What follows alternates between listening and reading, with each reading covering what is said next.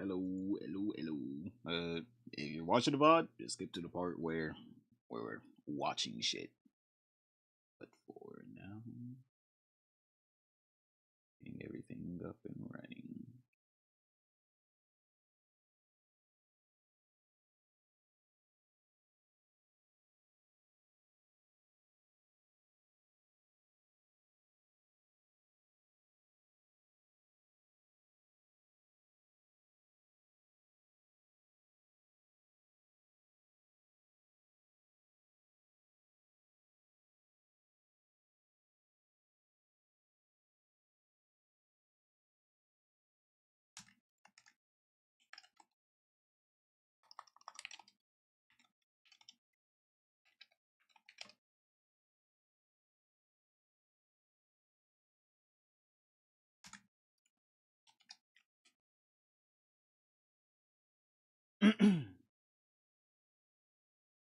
Also, trying out a new little thingy about what is it called GPU in my rig. So hopefully it won't, or it won't. Hopefully it will do amazing. I have a second one now, so I'm hoping that I can just dedicate all the streaming shit to that, and all of that can stay there, and then we can easily get what is it called? We can easily get a really good quality, but we shall see. About this, what about this? Hello, boys. Hello. Yeah, I haven't streamed in a while. But there has been some Piratesoftware shit that has came up and some other things, and I'm just like, you know what? I should just react to the videos on stream instead of just doing all this extra shit. I was like, you know what? Fuck, we'll react to it on stream. Can't wait to get another update on Yoko Ono ruining Ian's life. God, I'm trying, bro. I don't know what else you can do to ruin that man's life. Like his money, I'm gonna be honest with you, that bank account's probably that thing. You already know that boy's wallet is done. Nice fish, bro. Thank you. Yeah, just waiting for people to come pile in before we get to the good part. Oh man. But how was everyone's day today? What have you boys been up to? Hmm? Boys been chilling? Boys been good over there, huh? Huh? Huh? Also, the first video we're gonna watch is a from Accursed Farms, because it seems like from what he was saying in his shit, uh, a lot of game companies are now lobbying against stop killing games. So of course, the people that Thor wants to be on the same side of are like, wait, hold up, you're saying we actually have to take accountability for our actions of killing your game? No, hell, regulators, don't regulate, don't do it. Hell, they trying to make us be responsible. But we shall see.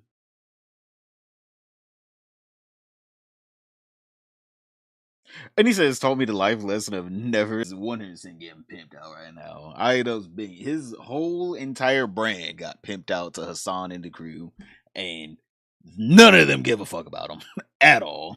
That's the saddest part. At least if like items got like, I don't know, enrolled with like, Hassan and the crew, and like, other big streamers like Denims and not Denims, what the fuck am I saying? Like fucking like, I don't know, Ludwig and Misgiven them and QT Cinderella. Like then it would be like, oh yeah, that makes a lot of sense. But that boy ain't getting none of that. He ain't getting no inroads. That man is getting fucked. All right, he's getting fucked royally, all because his wife got a crush. Hey, yo, love your channel. Hey, what's up? I'm glad you love the channel. Hell, I've been uploading like hell for you guys. W Fish stream? Hell yeah, brothers. Come on in. Nice early morning stream as well. So anyone that's at work, hey, put me on in the background. Anyone not at work, Hey, welcome to unemployment. Let me change my thumbnail real quick. We're about to get into the video.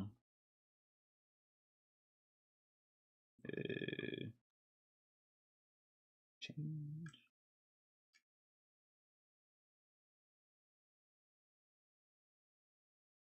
Yeah. All right. We're gonna watch this Accursed Farm video first, and then we have a couple other things we're gonna go over here, right?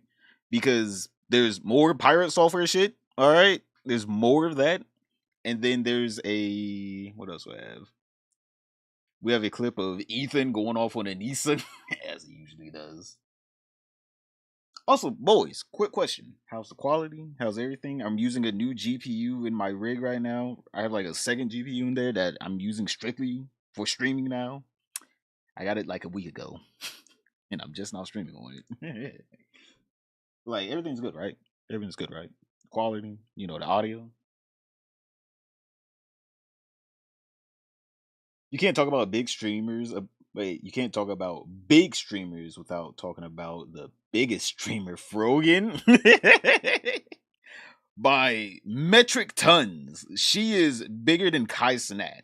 If we're talking about that, yes, she is the biggest one. Quality and sound is good. All right, thank you. Hey, all right. I'm gonna give it like one more minute, so let's chill. Let's chill. I'm gonna give it one more minute so people can come in. But man, God, I am still pissed about fucking Adobe. By the way, Chad, I am still pissed about that shit. I fucking hate Adobe. It is the hands down, the worst company known to man. They fucked me. I'm still pissed about that, and I don't know why. I don't know why. You guys know what I had to do? I had to fucking I screen recorded the whole entire video because Adobe, for some reason, did not want to render it at all. Like, they just did not want to render it, and I don't know why. I just don't know why they did not want to render it. It pissed me off to no ends. Just trying to figure out why or what the fuck was going on. So I just decided, fuck it. I'm just gonna screen record it, and that's what you guys saw the other day. So you guys like, wow, straight. What was the solution? OBS was the solution. Thank God for an open sourced video program instead of little closed source bullshit that Adobe wants. Fuck Adobe. All right, let me fill up my water bottle. I'm pissed now.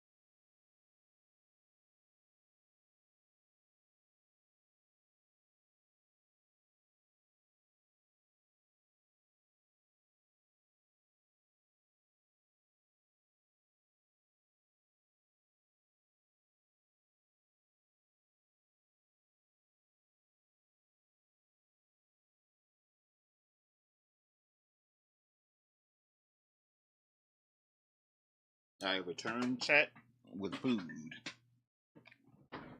It is react time. All right. You guys been behaving in here? Huh? You been behaving? No bullying of anyone in here, right? Let's see. Pretty good. Drinking coffee. Oh, hell yeah. Yo, what's up with this? Watching Alice in Borderland because it's good. Actually, speaking about a good show, I've recently been watching a show called Nah, you got me on a rant. Grotesquerie. It's a really good murder mystery show. I feel like the first episode, it kind of blew its load in the first episode with the imagery. Because if you're like, oh my god, like if you do watch it, and if you're like, oh my god, what the fuck is this? Trust me, After the first episode, it is tame. The first episode was like really wild. But let's get into the video, boys. Let's get into the reacts. All right. Where's the Accursed Farm video? I know someone.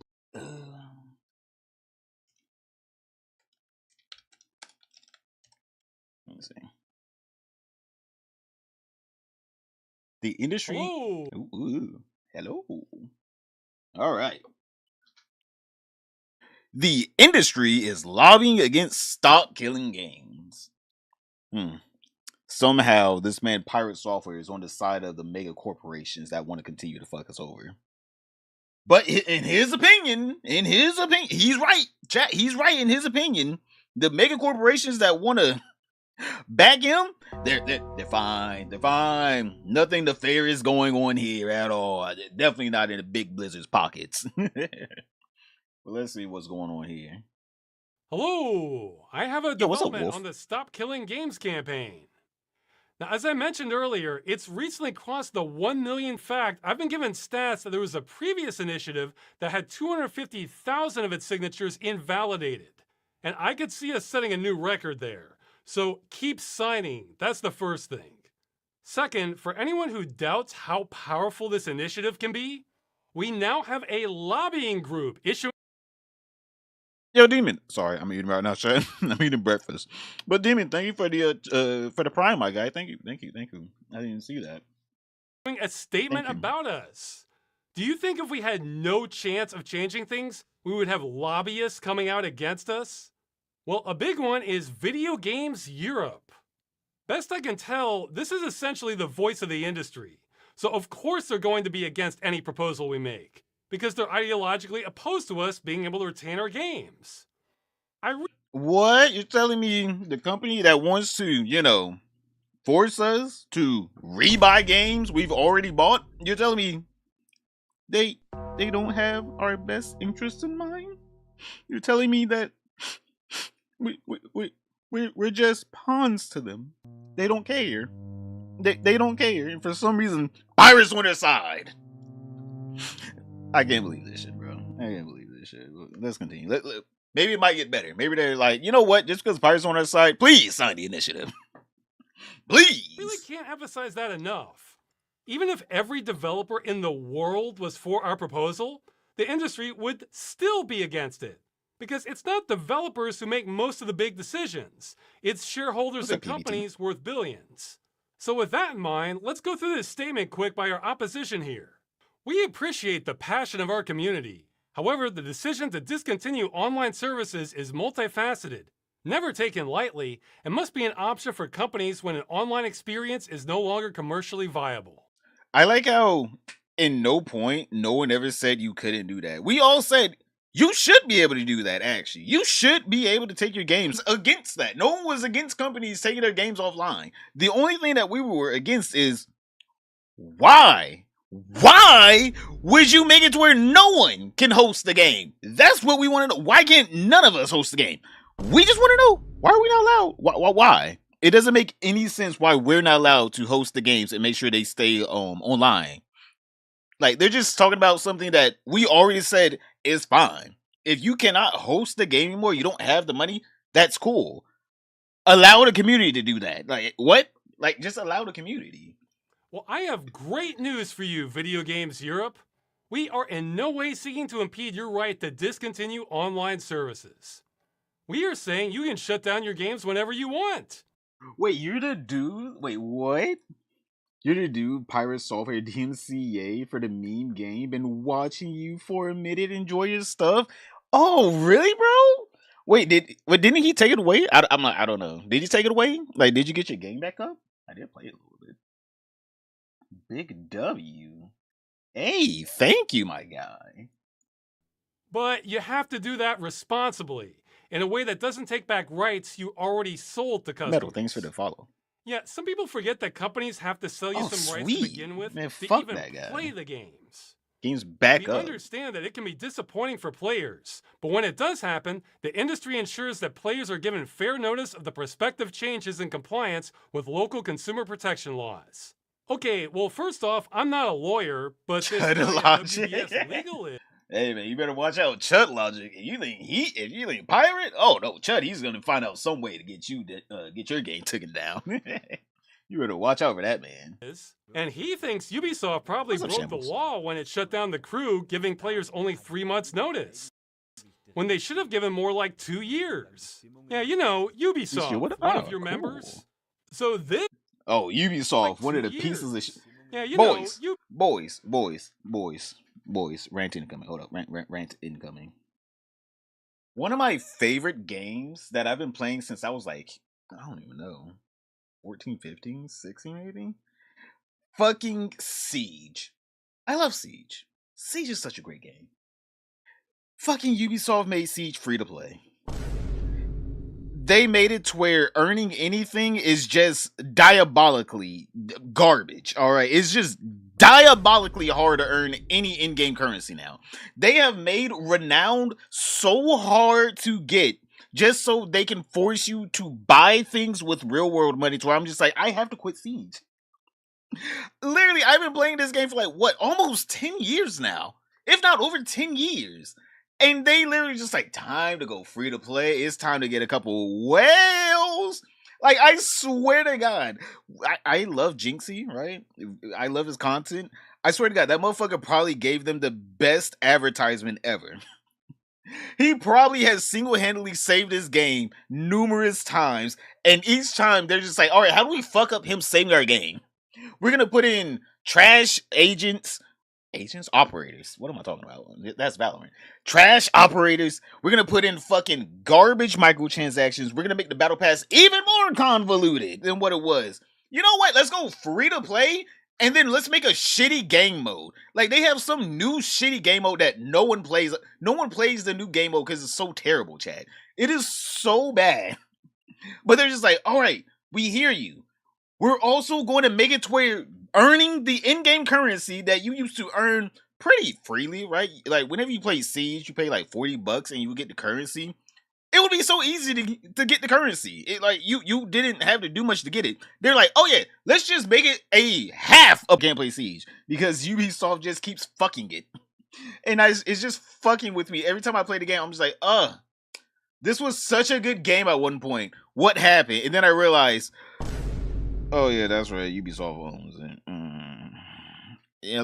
You know, I don't pray for many game companies to be taken over by like, absolute giant publishers like Nexon and, other companies. But I am hoping that Ubisoft goes bankrupt and someone with an actual brain cell and how to actually monetize, at least monetize, it can actually work out. This is a pretty fickle game community. Maybe we shouldn't fuck with it too much. Maybe we should allow the people that paid money to continue to play the game and earn the same amount of renown because they are our legacy players who's going to continuously freely advertise this game to people instead of how do we milk the ever-living shit out of our last little dying player base. Like, it is so infuriating. It's so infuriating, Chad. I hate it. A live fish? Yes. Yeah, I'm already ranting like 2 minutes into the video because I got triggered by damn Ubisoft. Oh my god, I hate them. I hate them. They're the worst. Ubisoft, one of your members. The zoom in is diabolical. Probably a false statement out the gate. But you know what? That's not even our issue. So I don't even care how much notice you're giving the players. What I care about is that you're not depriving them of their purchase. Private servers are... Oh no, they are depriving us of our purchase. The only reason why now that you... Also another... Oh, hold on, wait a minute. Another thing about Siege. I'm sorry. I am so sorry. I am very passionate about this game. Another thing about Siege that I fucking hate that they did is now you have to pay to get into ranked. So I'm like, what was the whole point of making the game free to play at that point?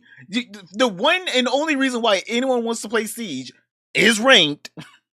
And you have to pay to get into it. Now, obviously, I'm a legacy player, so obviously I already get it. But I'm just saying, most free-to-play games is the ranked mode. That's how you get people hooked. Like, they just made it to where, like, there's almost zero reason to play the game. If you're a new player, there's no reason because you have to spend a shit ton of money to get any of the operators. On top of that, you have to pay to play ranked. So you're just in the game playing a demo, basically. That's what Siege X is. Are not always a viable alternative option for players, as the protections we put in place to secure players' data, remove illegal content, and combat unsafe community content would not exist and would leave rights holders liable. Okay, several things here. We have to break it down. Private servers are not always a viable alternative option. But they so are. They're saying for a new game concept, which hasn't even been made yet. Sometimes there is no way they can add an end-of-life plan to the design? At all? Programmers' fingers simply can't type that? No, they can't. No, every programmer will tell you it is the hardest thing in the world to type out the word "the" in the title screen until they do it. And then as soon as they do it, they're like, oh my God, it was so easy, a baby could do it. Like every time, right? I'm not trying to talk down to the programming brothers, but every time I hear a programmer say it is impossible to do this, I look at them and I'm just like, brother, it is a pretty simple concept. It is, right? We're starting from the start where I'm giving you enough time to go ahead and do this thing. And you're saying it's impossible. So then you're just like, all right, I'll find someone that can do it.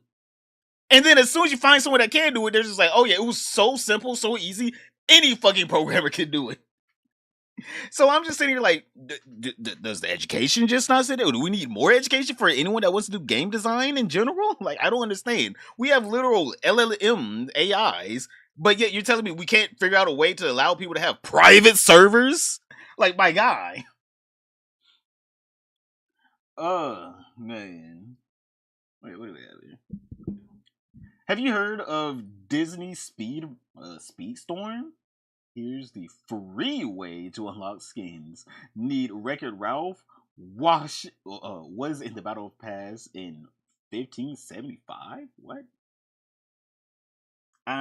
Wait, was that the Disney what is it called? It was a little it was like a Mario Kart like game, right? I'm pretty sure didn't they fuck that up too with the horrible monetization? Some are just very good though. Yep, they are. We are lazy. Okay, I didn't mean to call you out specifically. Yeah. I would love to see them say this to a room full of developers. Oh no, they 100% would. And I want to be honest, I hate to say it. There's probably a lot of Piratesoftwares in there that are just like, no one wants to do the extra work, right? Like we can do it, we just don't want to. We just want to go there, collect the check, and go home. I think the industry would be surprised how viable it was if the law said you can't take back the limited license rights you already sold to the customer. And this next part. Yes, this part is true. Players will absolutely be getting a rougher and more wild experience playing an unsupported game. What? How does that make any... Okay, you know, let's hear. I happen to know a thing or two about that. So yes, that's the nature of anything unsupported. That's not a good excuse to destroy what people paid for. Exactly. It just means they're on their own. But then they say this. Like, if you know that there's hackers in a game, and if you run a private server, you can just, you know, have moderators on your own private server to moderate the server and just kick out people that are doing that are hacking, or allow people to add in a vote kick system. So when it's hacking, people can vote kick them out. Like it's simple. It's right there. Community moderation is like right there. Is right there. This part. It would leave rights holders.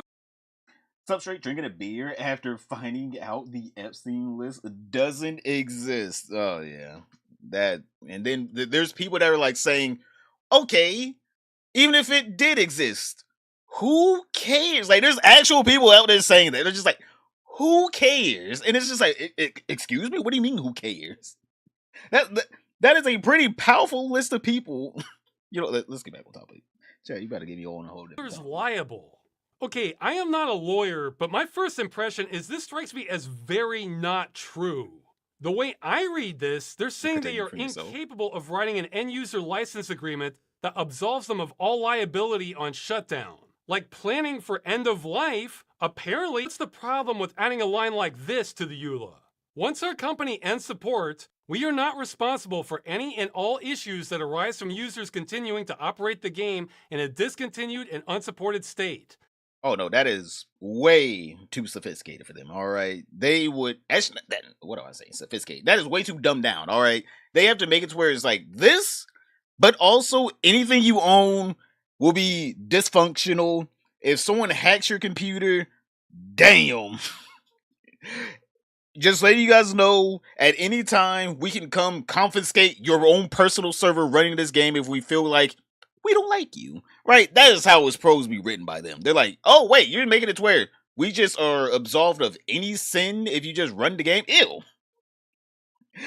Ew. No, we have to be compliant with the law, quote unquote. Wink, wink. We are compliant with the law. We cannot allow you to run your own games, wink, wink, wink, on your own servers because you might blow up your house. All right, the game's too powerful. Imagine running GTA 6 on your own private server in your house. Can't believe it. Why would you even think about it? And absolve ourselves from any and all liability pertaining to its continued use. Only went to the island for some Probably food, a better by way the to way. say that, but you get the idea. They This seem to be guy. saying a line like They got that good is chicken just wings. impossible on to St. write. James. See, I'm puzzled by this because as a consumer, I've seen all kinds of things have support end, but I still get to keep them? I'm just on my own. That's a very common thing. I think we need a lawyer to weigh in on this. So if we take them at their word, it sounds like they're concerned about protecting customers. Okay, but their solution is customers must have their purchase taken away from them forever. Oh We yeah, have to I'm destroy protected. our customers' games to protect them from themselves. Oh. I normally don't like to use You this called phrase it because out. it's thrown around too much, but this is beyond nanny state. This is more like Terminator state. Take a game like Star Siege Tribes. For all purposes, that's a game intended to run online with other people, or over a network at the very least. It was discontinued in 2004, but you can still run it today, online. This lobbying group seems to be saying that's a liability. No one should have been permitted to run this game after 2004, and it's a mistake that this game is still allowed to exist because of the risk to consumers. We Like would have what? destroyed every last. What, we're gonna choke on the damn the damn megabyte of goddamn storage or something? Like, I don't understand how it's a risk to us. Copy of it back in 2004 if we could have. We couldn't then, but we can now. So that's our business model with new games. See, I take that as extremely hostile to both customers and preservation. So my question is, why can't we allow customers to continue playing the game, but adding a splash screen saying something like, warning, this game is no longer supported. Running it could represent a risk to your security. We assume no liability for what may happen as a result. No, that's too That strikes me good. as a That's too good of reasonable a thing. compromise. In addition, Too good. many titles are designed from the ground up to be online onlys by making these video games prohibitively expensive to create. Okay, this part is a little more complicated because every game is different, but when I see this, I'm thinking of auto manufacturers saying how they can't afford to make cars if they're required to include seatbelts in them, because no one ever made that argument back in the 60s. However, I think there is a big piece being left out of the discussion. Oh shit.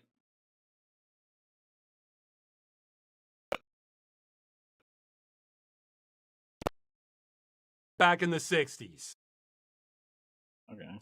However, I think there is a big Oh, piece what the being hell left just out of the happened? discussion here.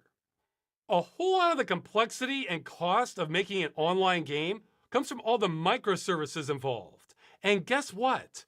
We don't need the vast majority of them for an end-of-life build. I talked to a developer and he gave me a big list of examples we don't need. Payment processing, anti-cheat, analytics, voice chat. There's so much here that's not necessary to just run the damn game. In fact, I have a quote from him. We are not asking for 98% of the. I'm like, shit, we got Discord nowadays. You can tell the boys to hop inside of a damn Discord. I'm like, shit, you can just pop up a goddamn, what is it called? What is it called? Damn QR code and be like, hey, before you join the game, hop into Discord. The game's no longer supported with voice chat. So just go ahead, jump into Discord. Game. We're asking for the 2% of game logic from main gameplay functionality. Except even that's not true. We're not asking for that directly. We're asking for the same rights we already bought for the game, which they can probably fulfill by providing that 2%, as he puts it. So let's cut out all this extra crap before we start talking about how cost prohibitive an end-of-life build is. Now, that does mean designing games so it's easier to turn off all these microservices is a very good idea. And that also means it may not be practical. Well, if that is true, Discord is also on consoles. That is true. They have zero reason not to just add that in. It's just like, all right, just go over to this other service if you want to use voice chat. Like, it's literally right there. The solutions are there. For some existing games. Good thing for the industry, the initiative is not retroactive. And most publishers already have a local test environment for a game, which I'm told is bad practice not to. That's half the battle right there. So this statement? No, this one is meme level. I do not believe the industry when they say this is so expensive it's not possible. Especially when it's been done many times before. This is seatbelts all over again. And how about getting input from big European developers not on this list, like CD Projekt or Larian? We welcome the opportunity to discuss our position with policymakers. Yeah, I bet you do. And those who have led the European Citizens Initiative in the coming months. Well, they'll probably be glad to know that's actually not me. I am not the official spokesperson for the initiative. I'm ineligible.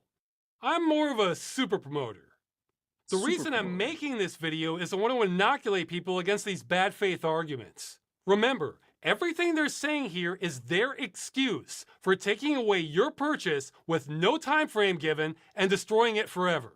Is this a good enough excuse for you? It isn't for me. Especially At all. when they're lying. I think that's worth taking into consideration. And on that note, they also released a longer statement. But do I really need to go over this? Why providing continued support do not work for all games? Oh, we're back to classics. Does not work? Okay, so they don't even understand what we're asking for. You know what? I'm gonna let them figure it out. I've played that song enough already. If I have to explain that a 500th time, I want it to at least be to someone who's not being paid to undermine us. Now, they're going to be lobbying politicians with this, I'm assuming, but we can try and do our part too. If you're super motivated on this and are part of the EU, you can contact a member of European Parliament and tell them about the initiative. I've been told you should target ones in the Internal Market and Consumer Protection Committee. There's a link in the description below. Just pick one for your country, and I'm just relaying this next part. I have no idea myself, but I've been told you should maybe avoid PFE and ESN, as they're not known for doing things, is how it was explained to me. And the last bit of advice is a lot of email to them gets buried. So if you want something that stands out, this title was suggested to me. 1 million plus sign European Citizens Initiative. Stop destroying video games. Help us protect gamers' consumer rights. And that's all I have on Video Games Europe lobbying against us. For now, I guess. A quick update to the last video. I didn't mean to scare the hell out of everyone signing. If you made an honest mistake filling out the initiative, Super Korean super chatted $5. Anyone who promoted a positive view of Assassin's Creed Shadows is a corporate shill incapable of original thought. Cough Hassan and Pirate Cough. I don't even honestly, I didn't even. I'm a Assassin's Creed hater in general. All right, just that is a full stop. I hate that series. All right, after Black Flag, I have not played a single Assassin's Creed. Just like full stop. I haven't played a single one.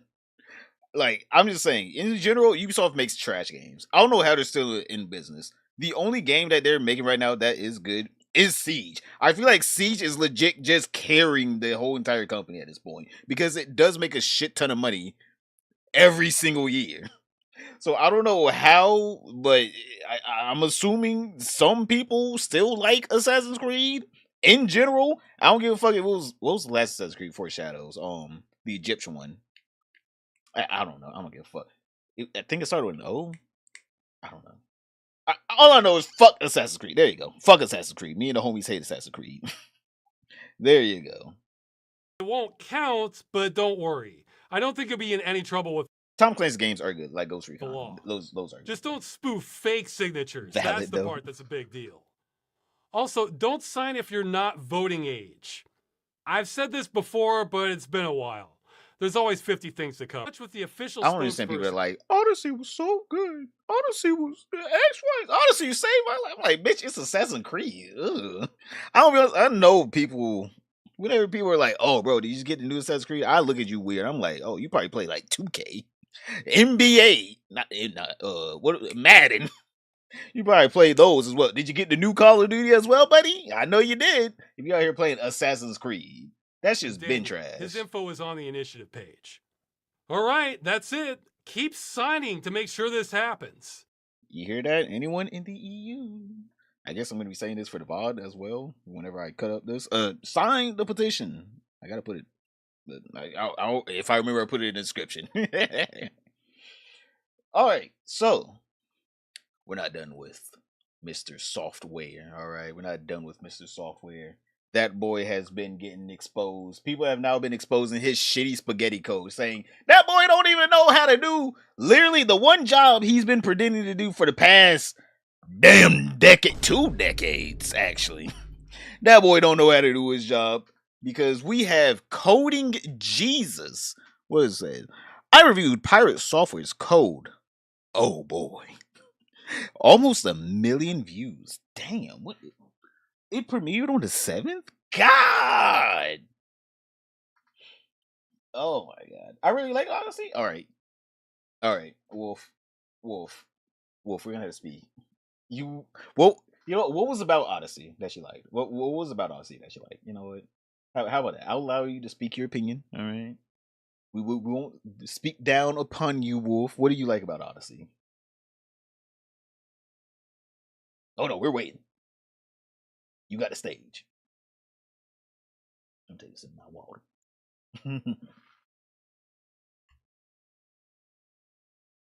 Makes me want to do a review on his code now. I mean, like, we're about to watch this, so we'll see. Actually, we got a clip. I saw this clip earlier. Someone was talking about it in a Reddit thread. And basically people are saying that this boy Piratesoftware's Heartbond game is so fucking buggy to where you can't even run the bitch sometimes. Wait, hold on, let me show this. Let me show this to you. Look at this. Piratesoftware game is full of roaches bugs. And it's this clip. Is this part of the game? Is it? I think this is the mouse cursor or some shit, but I think. Go on, continue. Walk to the gear icon. Continue. Somebody clip this. Somebody clip this cat.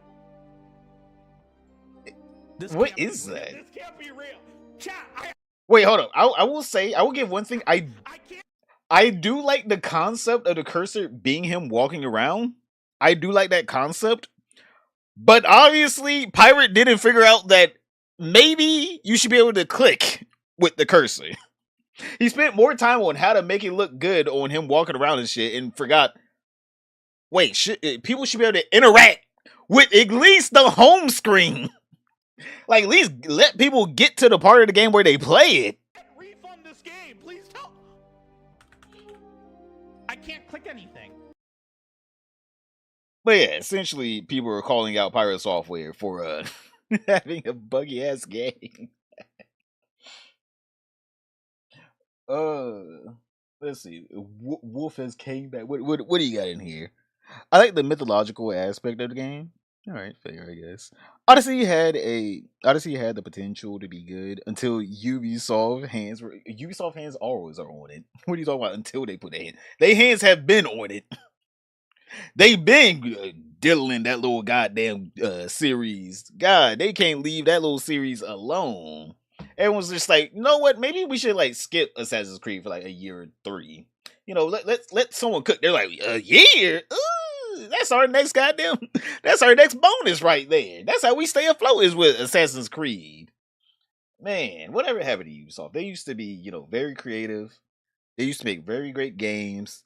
They used to do some really great things back in the day. And then Assassin's Creed came along and they ran with it. All right. They are stuffed on Assassin's Creed.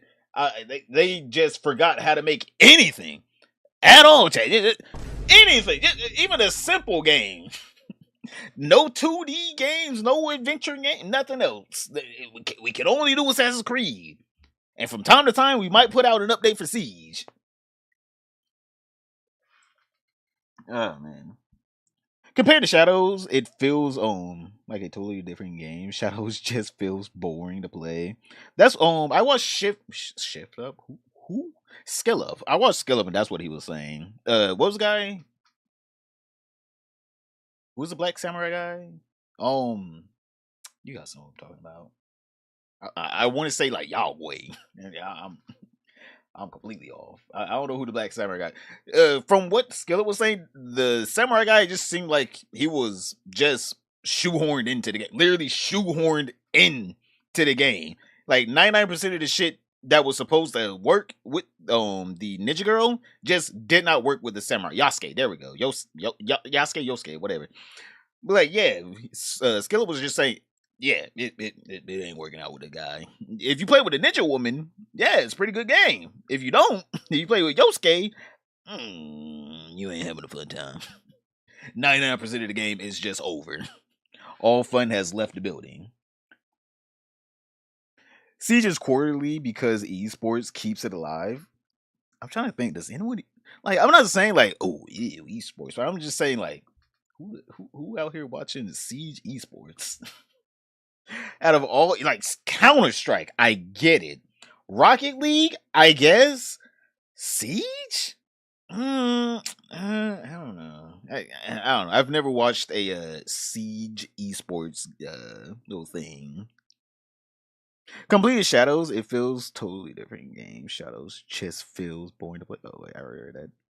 Your friendly neighborhood shit poster, you should read Ubisoft's new EULA.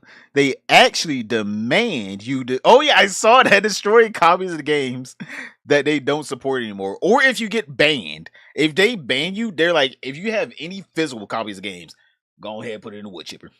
You're not allowed to put that new copy of a game or that old copy of a game, I guess, into a new account.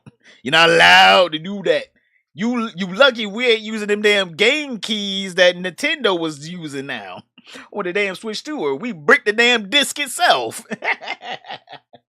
God, I fucking hate Ubisoft. Man, fuck Ubisoft. They have been fucking us around for a while.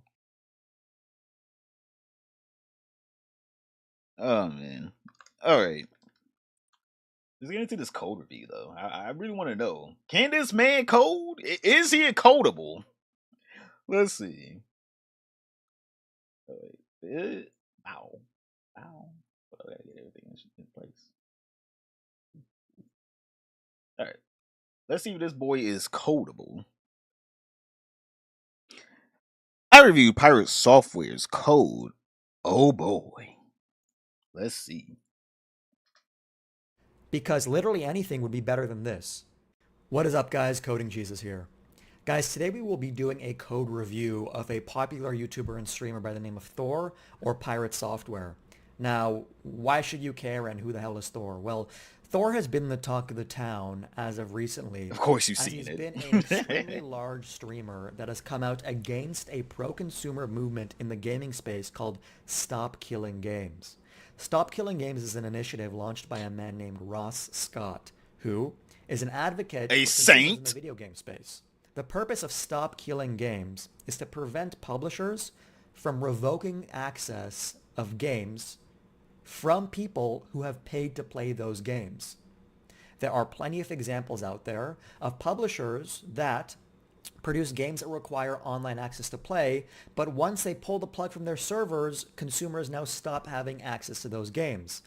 Bro, how much you guys want to bet that Piratesoftware 100% would back movie companies being like, we should be able to go and take your old DVD discs because you don't know how to use them anymore?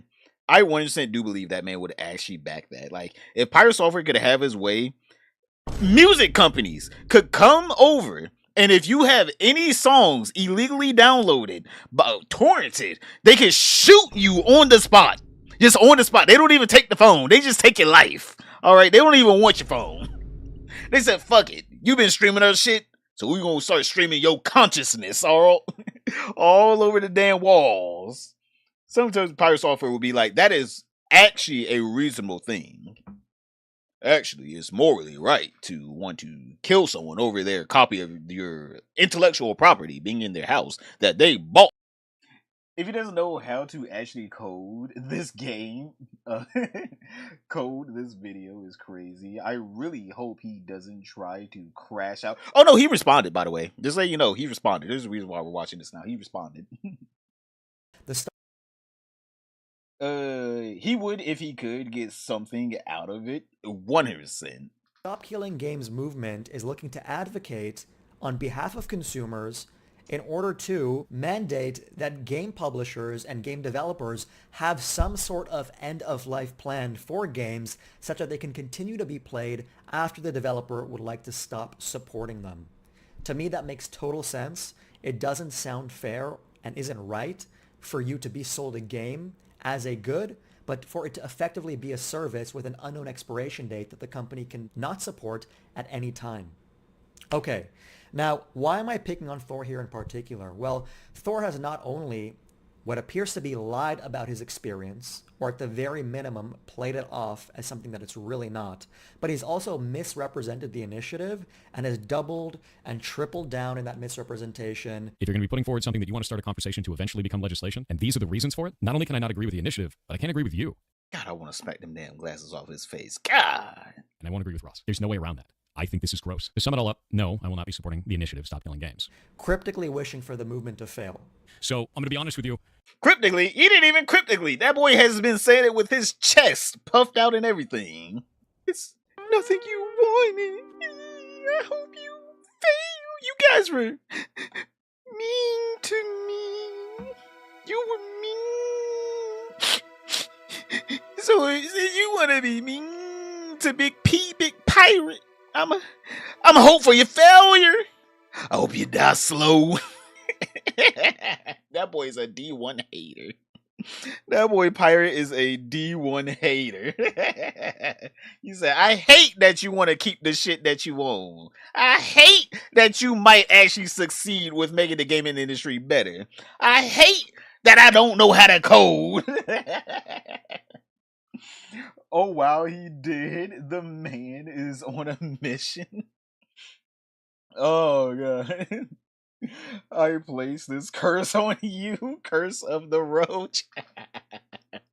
He's gonna start scurrying up his walls. I don't know why you do that, but he decided to do so. He doesn't even have to agree with the movement. He just needs to admit that he misrepresented it. I hope now, that you don't other get what you creators want. have reviewed this drama to no end and have gone over his employment history and timeline. But what I want to do that I guess would make this video unique is go over his actual code from his developer live streams and analyze whether this guy has the skills that he claims he has as a 20-year veteran and game developer. That boy been playing games for 20 years. That don't make you a damn developer. That boy's been playing the damn games. Working for Blizzard and other game publishers, etc. My name is Jason Thor Hall, also known as Piratesoftware Online. I've been in the gaming industry for about 20 years. I used to work at Blizzard Entertainment, then Amazon Game Studios, and now I own my own studio, Piratesoftware, by the same name, which is an indie studio, and I've been here for about 8 years now. Now, why should you guys listen to me about any of this? Well, I'm a C++ developer with 5 years of experience in the quantitative trading space. I've read dozens of books on C++ and over half a dozen books just on C++. People that, they just get fucking, they just go to college and then they just look at the damn board or some shit. I didn't know people actually read them things. From cover to cover? In the space to professors to people that also have YouTube channels to time-tested and trusted books. His code is so bad, if he did actually work for Blizzard, it explains why WoW Classic was such a buggy mess at the beginning. Damn. I'm gonna be honest here, Bobby probably put him on the damn lead coding or lead engineering himself. He was like, Thor, you are such a good shield for the company. Oh my god. I could not want a soldier like you more. You are such a good soldier over here at Blizzard. You will do anything to make Bobby Kotick his next dollar. I'm proud of you, Thor. I've read a lot, and while I'm not an authority in C++, they are quite useful. Pretty likely to be somebody that can suss out a bad practice if I see one. At least I hope. I also have a bunch of open source contributions in C++ on projects that I find interesting, like Monero. Now, when I was making notes for this video, because I like to come prepared, I thought I need to go through dozens of different developer streams. But what I found out really quickly is that I can only find 2 developer streams that Thor actually brings up code on the screen in. And in those developer streams, he, one, does not actually do any code. Lord, be a dear, go raid the titty milk from the fridge for me. You know he did that. You know Thor would have been like, yes, sir. And he would have saluted like Officer Doofy from Scary Movie. He would have been all up in that bitch like a damn. He would have thought he was a goddamn Agent 47 sneaking up in that bitch. Right, the code is just visually there on the screen, and 98% 98% of the actual stream is him looking at his subscribers, looking at his tip jar as to how much money people have sent him, and no, looking at my tip jar as well. Hey, I'm shaking around a little tip jar. What you got? What you got? It's empty.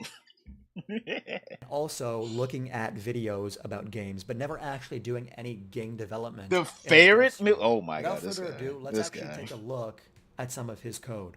Alright, so I'm going to be linking these VODs in the description box below. I'm already looking at this, and the slight, and I mean slight amount of coding I was doing in college. By that, I mean like the little class or two I had. I can already tell this motherfucker didn't even take a class.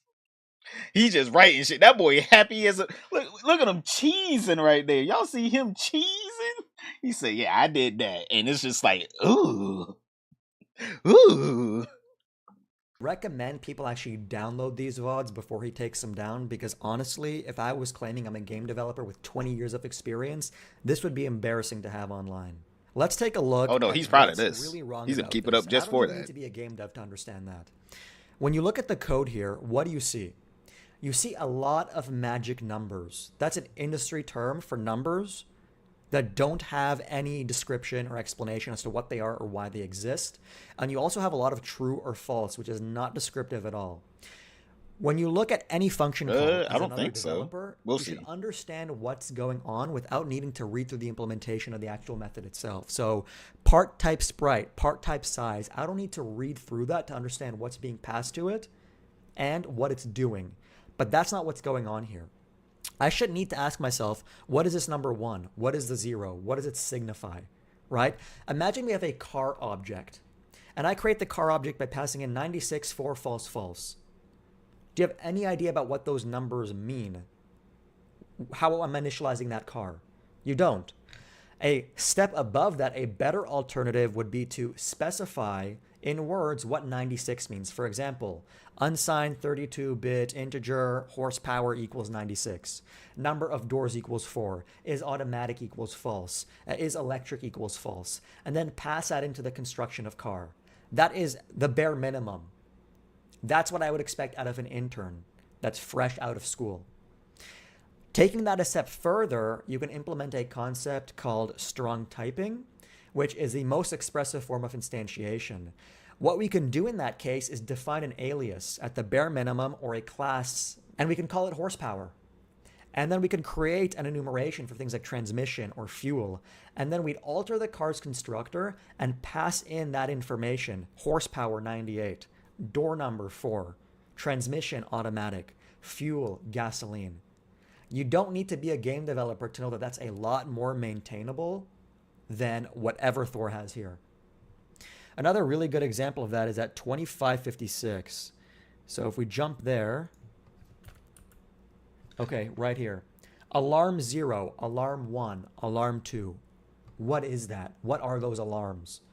Is it an alarm for person A, an alarm for whatever character, an alarm to do what? It's unexpressive. It's really spaghetti code, in my opinion. Damn, not spaghetti. Let's go to around 1 hour. That's boy say he got that linguini code. That damn linguini code. He said this is unboiled pasta. And 4 God minutes. damn. This is also a complete mess for a couple of reasons. First of all, Thor is using the incorrect data types. This isn't even getting to some sort of advanced design or design pattern. It's showing a complete lack of understanding how to represent information in a program. Okay? What do I mean by that? Well, look at question asked equals 0. Question asked, in my opinion, is true or false. Has this question been asked? It should be a Boolean data type. What does 0 mean? Booleans are represented as integers under the hood. So in C++, even give another developer the option to write question asked equals 42. In theory, that should be true because anything other than 0 is true. But why even allow somebody to write code that can potentially be that confusing? It's just a no-go. Another thing here that I noticed is the absurd amount of comments. Most of the time, you don't need to write comments in your code. That's because your code should be self-documenting. But there is a 1 to 5% case rate in which you should be writing comments only if your code is extremely complex. And that's not the case here. This is a simple if statement and a simple switch statement. You don't need to add comments here. Having a comment for we have asked the question and question asks equals 1 is totally superfluous, a waste of time, a waste of space. I'm not sure why it was added, if not just to waste time on a dev stream, to spend more time pretending you're coding. I want to be honest with you, this boy used some big words that I ain't never heard about. Superfluous and Boolean. I've never heard about a damn Boolean. That's how I know he talking his shit right now. He's saying you are an imbecile. He said you're an imbecile, pirate. How do you not know how to use a Boolean? Okay. Let's take a look at his second stream because the rest of this stream... Same level as Yandere, damn. If you told that to his face, Pirate might slap you. He's like, there's no way. How dare you sully my good code? He's reviewing other games, looking at his subscription count. I don't know why he gets so horny looking at this. Shit, I'd be horny too looking at the damn subs going up. You guys get the point. Storyline array number. Oh my god. Here he appears to be storing a timeline of events in a flat one-dimensional array with random numbers as the indices in order to represent said event. So literally anything would be an upgrade over what is written here. For example, what he could have done is created a nested structure where all of those default values, instead of being hard-coded and written in some file, can simply be stored in a YAML or configuration file that can be edited outside of the build as to not waste time rebuilding the entire application. Yeah, talk that YAML shit. Or XML format. Let them know. That's Development 101. You learn it in the first week of your new job. First week. Let them know. Junior developer.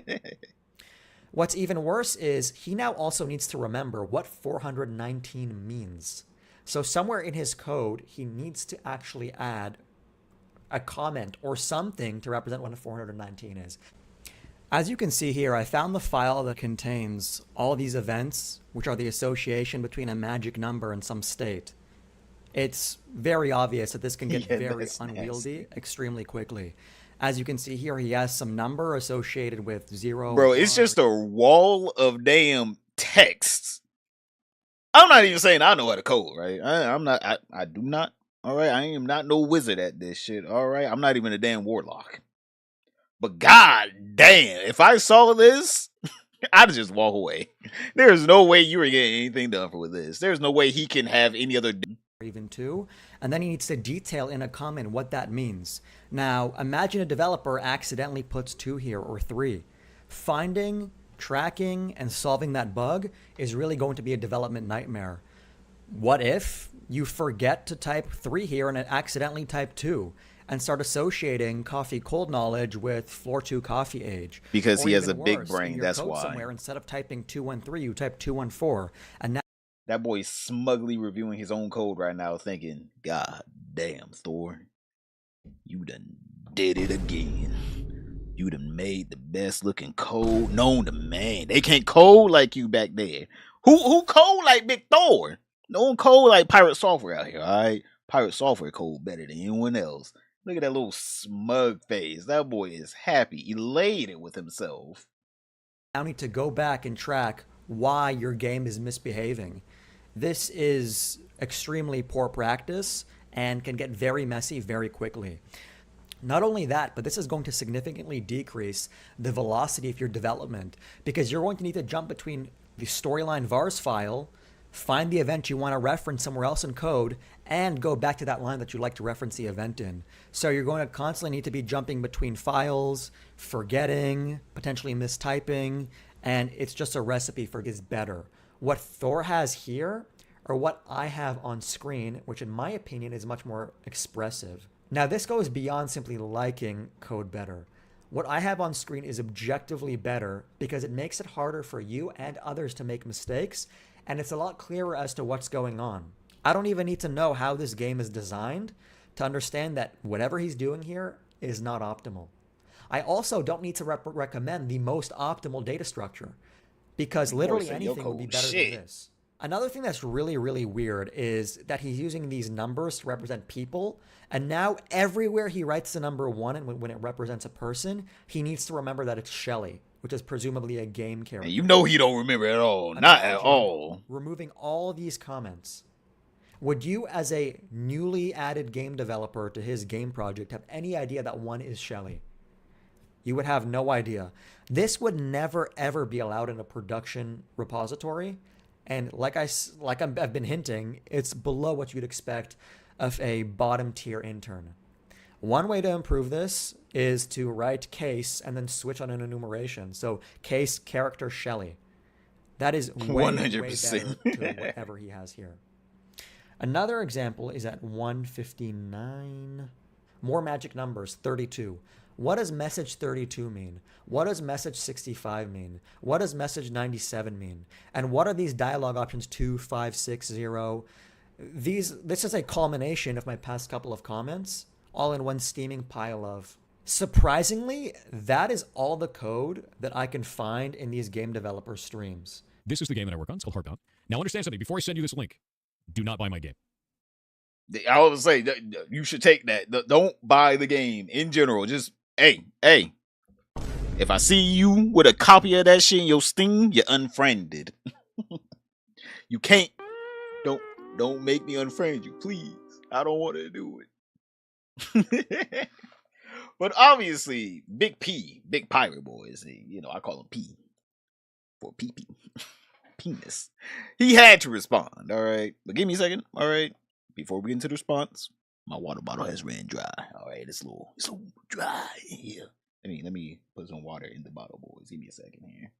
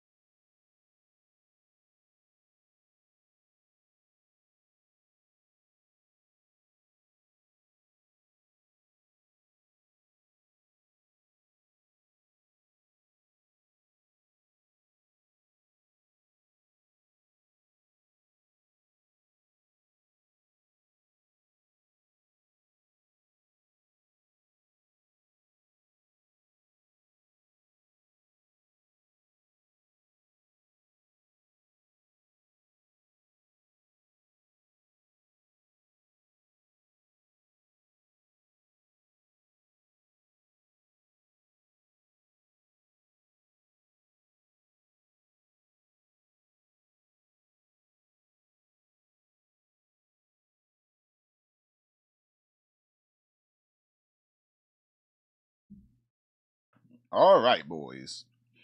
We now have Piratesoftware. All right, this man being a little crybaby on stream. You can't expose me. Not allowed to expose me. Hey, hey. Just because you can code, don't mean you can be mean to me. But this man was going off. All right, this is a longer clip. All right, this boy was going off. Oh my god. Let me talk about this. Here we go. But we have Pirate Software. What was it? Wait. Pirate Software responds to Code Jesus video discrediting Heartbound code. Nope.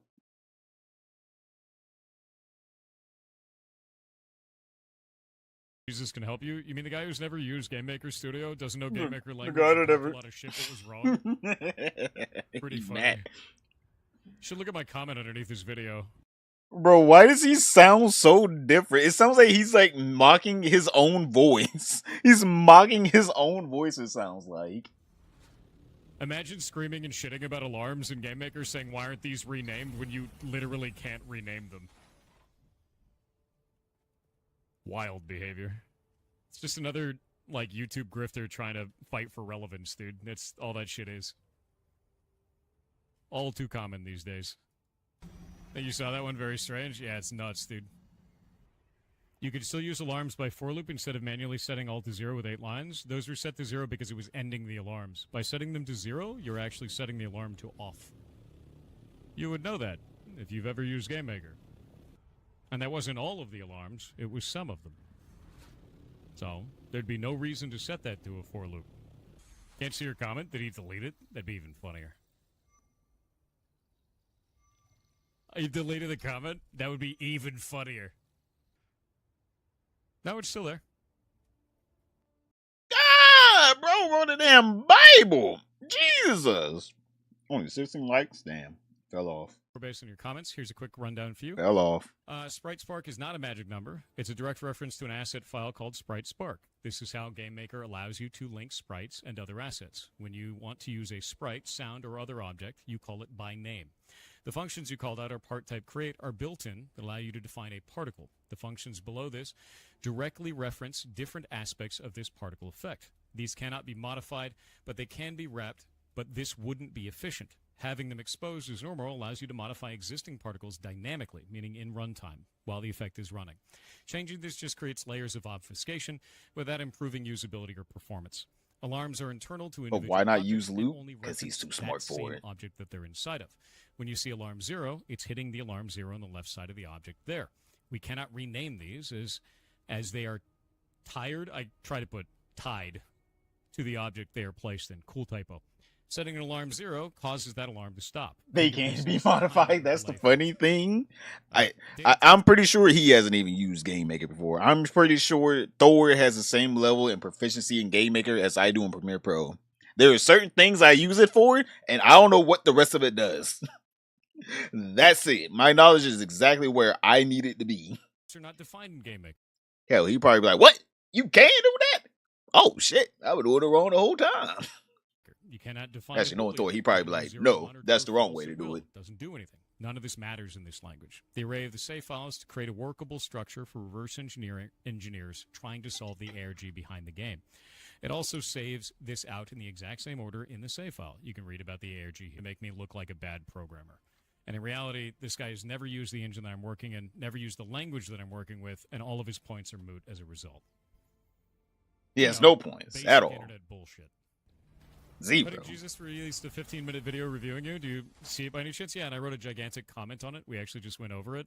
Cutting Jesus obviously has never worked in GameMaker Studio or with GameMaker language, and he made a bunch of wild assumptions about the language and things that should be changed or shouldn't be changed. And it's very clear he doesn't know what he's talking about. So I put a large comment underneath this, but it got buried in the myriad of other comments that you can see here. So if you want to screenshot that, you can go and read it yourself. We just went over it on stream. I don't want to do this all stream, to be honest with you. But yeah, Anyone trying to screenshot he's that. obviously never worked in this language, ever. So, even down to like weird stuff, like why are alarms named this way with magic numbers? They're not. They cannot be changed. The engine won't allow you to. Yeah, very cool. What was the language you said? GML. It's called Game Maker Language. It is built in for Game Maker. Game Maker does not allow you to use other languages.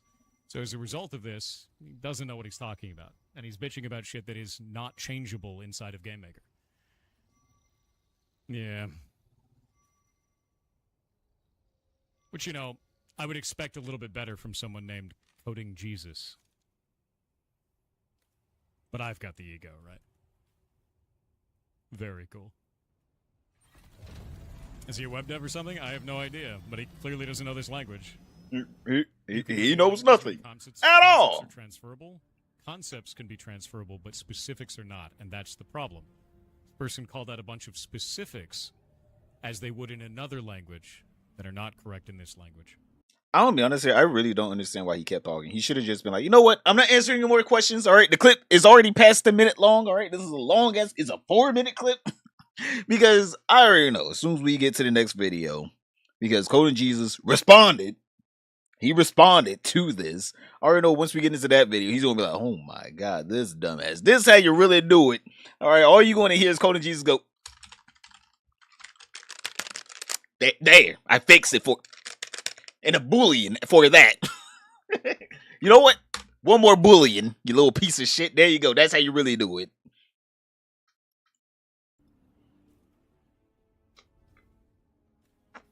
So no, you cannot code review correctly in a language you don't know. To be fair, you haven't seen the array, but it was the one solution you thought of off the top of your head.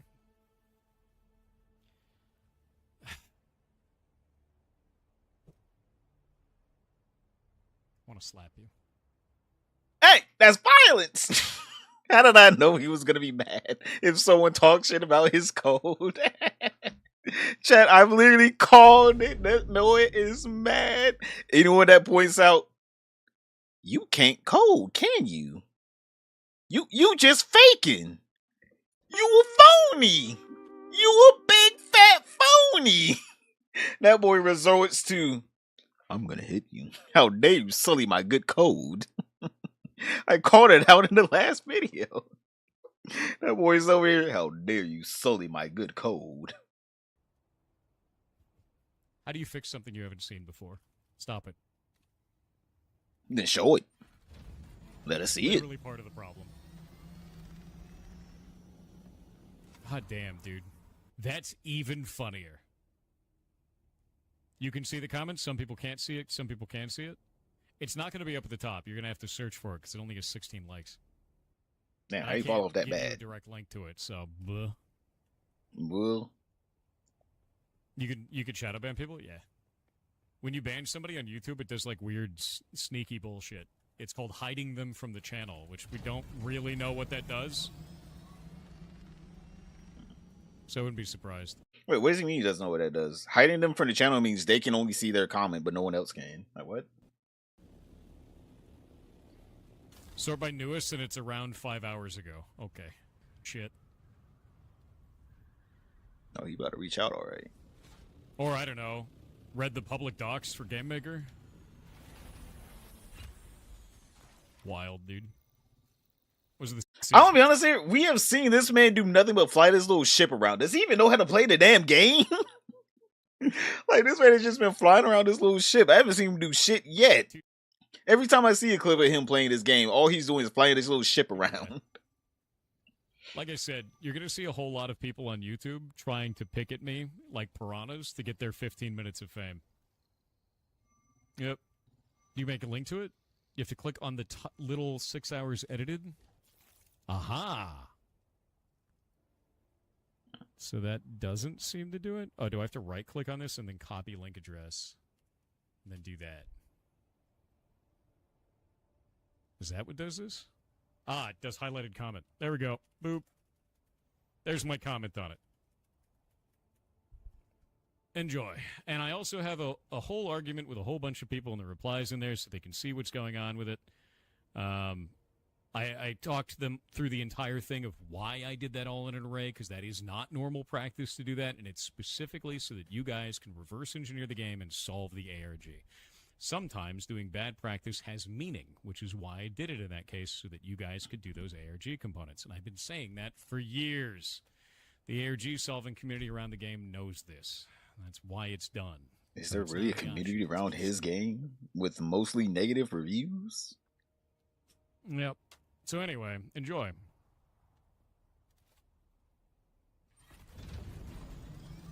When in the world do you sleep? I haven't slept since 9 a.m. yesterday. I've been working on Heartbound all day.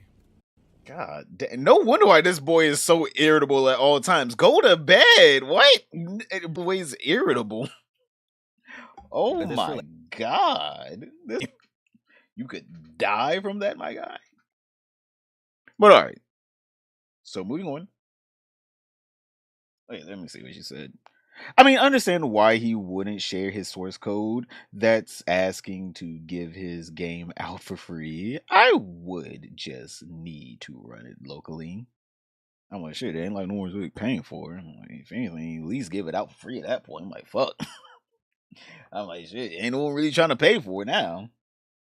I still feel like he could do that and keep it readable. No, he couldn't at all. Not at all. All right. So Coding Jesus responded to this, and I'm assuming he's about to pimp slam like, hold my keyboard. Let me show you how it's really done up in here. So, let's see. Did Pirate put a comment down here? Wait, when did you upload? A day ago? Oh yeah, Pirate wanted us and saw it.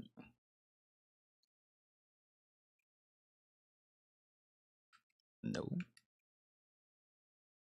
Newest? Damn, Big P ain't comment? He ain't comment a Bible? Alright. Let's see. What is up, guys? Coding Jesus here. Guys, in today's video, I want to review the top... Damn, right, I am asking too much. Piratesoftware had, but a lot of his fanboys had with my video yesterday, in which I reviewed the code that he wrote for his game Heartbound. Now, while the video was a stunning success in terms of engagement, there was a couple of themes that kept repeating from detractors that I think are worth addressing in a separate video. So let's get into it. The first claim that I saw time and time again is that your code quality shouldn't matter if you're a solo game dev, and that code quality only somehow matters if you work in a team. Now, you'd think that if you're working on a passion project, you'd be interested in holding yourself to the highest possible standard, since you can make your own decisions, free of any corporate timeline, and not subject to demands of other employees. You know, they say this with such confidence, as if poor code is not going to hold you back in your own development process and you're somehow impervious to the effects of your poor decisions as long as you make those bad decisions yourself. Usually when you work with a team, you can get away with poorer code because you won't need to deal with the consequences of that code as you pawn it off to somebody else and work on something totally separate. But as a solo developer, you need to deal with and contend directly with all the trade-offs that you make as you make those decisions while you code your game or your project or your whatever. In other words, every decision you make will either make life easier for you or harder for you down the line. As technical debt accumulates, you bear the entire burden of that debt, which slows down development. Now, for those of you who aren't technical debt is a term that refers to the extra work you're going to need to put in down the line because you currently made a decision that was not ideal. So you are delivering something faster today only to slow down future delivery tomorrow, the day after, the week after, the month after, etc. It's kind of like a ball and chain that's tied around your leg, and every step you take forward, that ball grows and grows and grows, which decreases the velocity of your development. Now, the fact that Heartbound has taken over 8 years to development and is still in early access. Oh yeah, that's right. That shit did take over 8 years. God, just back it up. The game's done. Just ship it the way it is. All right, just stop playing with people. All right, just stop playing with people. At a certain point, you gotta realize I ain't cut out for this. This developer shit, it ain't for me. All right, it's not for me. I can't code, all right? Someone else finish up the game for me. Over 8 years, after a while, you gotta think to yourself, is this really worth my time? Like, really, is this really worth his time? No one's buying his game. It's mostly negative. I'm like, after a while, you gotta realize, like, ship it off. 1.0 patch is the next patch, and that's it. Like, god damn, 8 years. Man. Boy has been fucking around for a damn whole decade. Despite the fact that the game took inspiration. Damn, 8 years? Exactly. And it's not even like the concept wasn't even pre-made. The whole pre-concept of the game was made by Undertale. The boy was so inspired by it to where he wanted to make his own game. And you would think it should take half the time, but no, he's just like, no, it should take double the time to make. Sound Blaster, what's up, less time to make and provided more content is a reflection of the fact Yonder Ray Dev probably made more progress. that code quality He probably still is important, making more progress. and it will stifle your development if you do not take it seriously. And it's kind of ironic because the same people that are trying to make excuses for poor code are the same people that actually play the game and are expecting features to be delivered. I don't care if his code's poor in the sense that it doesn't impact me directly. Yeah, I might care from a technical perspective to try to reconcile his game development experience or his game industry experience with who he claims to be and what he produces, but I'm not going to play the same people that say that it's okay for the game code to be slop when in fact they're waiting on those same features that require the game code to be clean in order to develop and do so quickly. Now, I think that my views here can really be summarized in a dialogue that I had with Quinthio when I jumped on his stream yesterday and talked a bit more about the video. The practices that he's employed so far are practices that I'd expect from somebody that That's how you watched say Khan name? Academy Quinthio? for a week, I did not not know somebody how to say that's his been name working at on a all. project for 8 years, claims to, worked at Blizzard and been around game devs, or at some certain points claimed that he's a game dev. If he just came and said, this is what I produced, I learned game dev for 1 or 2 weeks, Khan Academy, I spent an hour or two every day, I'd say that's actually good progress. But to come and claim that you're some authority in the space, this is the code you've produced, to me, there is a massive disconnect between what you say you're capable of based off your background and what you've produced. Does that make sense? Yes. And I think that really... Watching a fish, watch a guy. I'd be like, I guess, technically, yeah. What comes out first, GTA 6 or... GTA 6, what? You believe... Actually, never mind. That... I was about to be like, oh yeah, fucking Rockstar got 8 billion devs, and I realized, oh yeah, that's not good either. That's not really that great either. And plus, they already delayed it 2 times now by a year. This man, Thor, could clutch it out. He could clutch out a victory against Rockstar. Just think about that. Thor clutching out a victory against Rockstar with getting his game out first. Don't get me wrong, I don't believe he'll do it. But, hey man, we've seen stranger things happen. Can't wait to get my local GameStop to get screen protector and an SD memory card for my Switch 2. I'm gonna be honest with you, I don't need screen protector for my Switch 2 because I don't plan on taking it outside of its dock ever. Yeah, I'm one of those people that don't take the Switch 2 anywhere. I don't even take it to the damn bathroom, alright? I just leave it in the dock.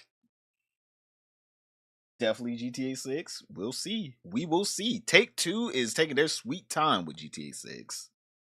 Comes down to the heart of this critique of that claim, and that is that Piratesoftware is constantly portraying himself as a sort of expert authority on everything that's wrong about nothing, and uses all this hyperbolic language and associations when in reality what he's tangibly produced is below what you'd expect from a junior developer or even an intern.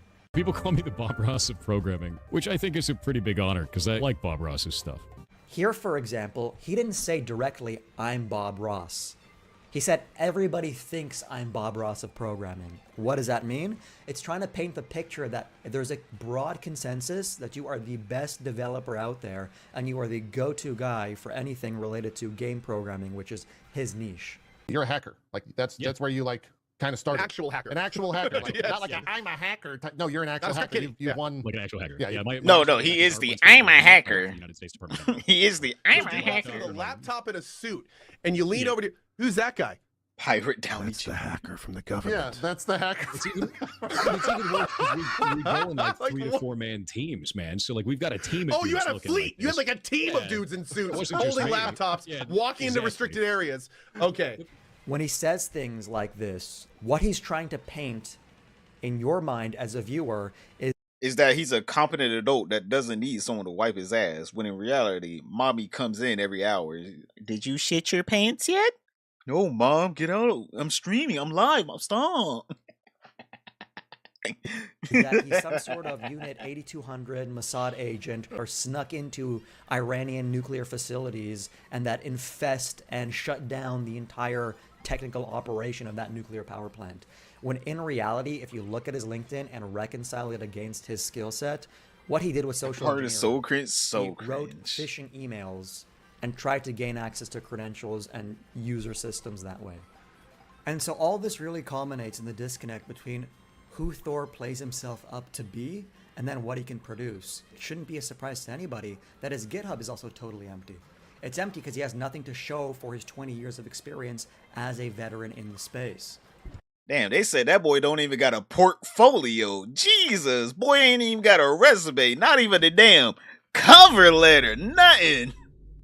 Daddy really did get him every job he ever landed in his life. Hey, there's nothing wrong with getting free handouts. Yeah, I'm living on Easy Street. Bro out here acting like he grinded against the damn concrete trying to get a job at Blizzard. When in reality, he just walked in and said, "That's my dad over there." Oh my god. Now, Pirate himself also responded, and he got a bit... Wait, what is PlayStation State of Play is gonna start at 2 PT, 5 ET. Oh wait, 5 p.m. Eastern Standard Time? Oh hell yeah. You guys think PlayStation is gonna come out with any good games? That's the real question. What games are they gonna come out with? Because I'm gonna be honest here, a lot of their games have not been looking too great lately. I don't know about Ghost of Yotei. I'm not gonna, talk any shit about that. But there's not anything else I was looking forward to at a State of Play. Nothing at all. Yeah, his code doesn't look like 20 years. That's coming from someone with only 3 years who works with people for 20 or more years. Oh man. But I would need to see the rest of his code to confirm. Okay, to be fair, that's his business GitHub, right? I don't know. Maybe. I'm just saying though, like no one can find where any GitHub is at that he's worked on that is public, that has any contributions. There we go. Repos and still gets a job. But no personal repos and still gets a job. Def Nepo baby. Hung up on the fact that my mouse had some variable highlighted. Damn, sensitive. Despite the fact that I never missed talked out on about some that great variable. games. It's actually quite funny because I refer to every variable other than the one that he referred to in his reply. But skipping over that, he makes the claim that you can't define a Boolean in GameMaker because GameMaker itself doesn't have a native Boolean type in its scripting language. In other words, it interprets reals as Booleans. Now, to reconcile the fact that he used a Boolean in his code with what he said, I decided to do what any developer would do, and that is I consulted the documentation. So if you go to data types in GameMaker, oh, look at that. You are also provided... Bruh, he's literally just like, bro, did you even read the damn manual? How the hell you constructing this? This boy is like, what kind of IKEA furniture is this? What you doing? What are you doing? Bro said, did you even look at the manual? Did you even try to Google it? You had a problem and you didn't even try to Google it. You just started duct taping shit. It's like, motherfucker, the screws are right there. Why'd you put duct tape and Gorilla Glue on it? Yeah, he said, brother, you're lying to yourself. It's right here. It is right here. Read. Reading is fundamental, Pirate. Come on, do that. I wonder if it might storm. I think it's about to storm here, Chad. So if my power goes out, oops. With constants, true and false, which can always be used in your code to prevent any issues, should the native Boolean type be defined later. So GML defines constants true as 1 and false as 0, and the documentation itself even recommends that you use true and false instead of reals in case that association between a Boolean and a real ever gets changed to a Boolean and some other native definition of a Boolean. So in other words, if they ever replace the aliasing of bools for reals with bools for actual bools, they recommend that you use true and false. But we know he's not going to concede on this point or admit the fact that he was wrong, given his track record. So, oh no, he will slap you across the face for that. Another comment that I've seen is that you've never worked with GameMaker, so you must not know what you're talking about. Another equally absurd variant of this is what he's writing is not C++, or anybody who has worked with technology or more than one programming language understands that languages are just toolkits. Each toolkit is uniquely positioned to solve a given problem. Now, while there might be unique features in every toolkit, essentially there's a lot of overlap. Okay? An integer in one language is going to be very similar to an integer in another. Every language is going to have for loops, etc., etc. So while the actual toolkit might be different, the same principles, patterns, and design decisions should apply in large part to any problem that you're trying to solve. The only difference is the tools that you use to solve that problem are going to be a little different. What does that look like in practice? Take that code snippet alarm 0 equals 0, alarm 1 equals 0, alarm 2 equals 0. You don't even Jesus is cooking? Yeah, he's cooking them right now. I'd expect an intern or somebody learning code in Khan Academy to copy and paste. You can simply replace that all with a for loop. So what does it say about somebody that they haven't even considered to use a for loop for something as simple as this? If there's something that I regret, it's not being able to provide more substantive feedback. If you look at plenty of my other videos where I do a code review, I go into line by line the GitHub repository and break it down for my viewers, both saying what went well and what didn't go well and how can it be improved. But Thor didn't give me, or really anybody, the chance to do that with his code because all he does is share snippets and screenshots. You also shouldn't be representing an entire entity made up of health, position, maybe whether they're dead or alive, their ID, their inventory, as a number or an index into some array. That's not how you present character models or entities in game design. And I don't even need to be a game developer to understand that. I just watch 1 or 2 videos of the Cherno and I already know that's the case. So hopefully you guys found this video informative or interesting. I'm going to now move on to other news. So unless anything new comes out that I think I can bring my unique perspective to, I'm going to put Piratesoftware behind me and just keep moving forward. Thanks for watching this video, guys. Cheers. Damn. He should have ended it off the video with a damn first place, not a third place. But you know what? Damn. Pirate ain't coming back. He ain't even gonna acknowledge this. He is not even gonna acknowledge that video, chat.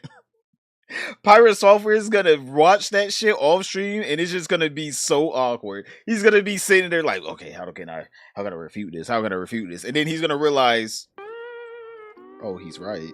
Oh damn. Wait, there is a bullying in there? No, what do you mean I could have just did that? You're telling me I've been fucking up this whole time? He's gonna be off stream molding. He's gonna be combing over this video every frame. He's gonna be coming over this video every single frame and like, all right, I gotta find something. He wrote his name wrong here. There's supposed to be a period at the end of this sentence. The grammar is off. He's gonna be saying, I can't believe it. He didn't capitalize the S in software in the title. You can't do this to me. That boy was getting worked. He was getting worked. Oh my god. That boy Cody Jesus said, bitch, I got your number.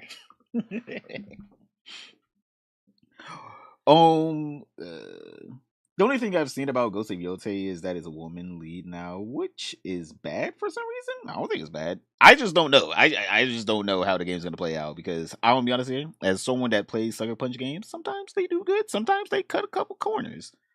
I think personally they should bring back Infamous. All right, I understand that Sucker Punch wants to make a lot of different games. I understand that. But come on, just like one more Infamous game. Like, come on, I love Infamous. It's like my favorite series from them. What can he say? Because they will prove him wrong again. He's gonna come out, man. That Code of Jesus guy, charlatan. I heard you heard him. He's a scammer. He's gonna just start doing his son. I heard he likes fucking children. You know what? I heard he really isn't Jesus. Blasphemy! Blasphemy! He's being blasphemous. False prophet. Coding Jesus is a false prophet. That's what he's gonna say. He's not even gonna be like, oh no, X, Y, and Z is wrong. He actually got this wrong. He's just gonna say, that guy, touches Ferris inappropriately. What are you talking about? What are you talking about, Pirate? I mean, he touches their dicks. That's what he's gonna say. That's what he's gonna say. He's just gonna be like, yep, this guy, he's an animal lover in the wrong way. For real? Give me Infamous? Exactly. And also, ooh, Astrobot's getting new levels? I saw that Sound Blaster. I have not even played the new levels that came out like, what, last Christmas? Or 2 Christmases ago for Astrobot? I haven't played those yet, so I got some shit to get through. I beat the game and then I put it down. Software. You can't keep doing this to me! I think it's cool. Does Coding Jesus use Holy See, though? I want to be honest here, I have no idea. I have zero idea. Checkmate. That Ghost of Yote female lead. Ooh, ooh, ooh, ooh. I like the idea. I don't know. The game could be good. I'm just saying. I just want Infamous. That's my whole thing. I just want Infamous back. But we do have one. Wait, is there one more? Let's. Here's. Yeah, one more. Okay. We do have one more Piratesoftware video, all right? Piratesoftware can't read. Boys, we got to the part of Piratesoftware's life where everyone realizes that this boy is illiterate. Let it sink in. That boy is illiterate. He cannot read. Bruh, this title, Piratesoftware can't read, and then we're gonna get into it. He's gonna be stuttering over each word. The rabbit, little white rabbit.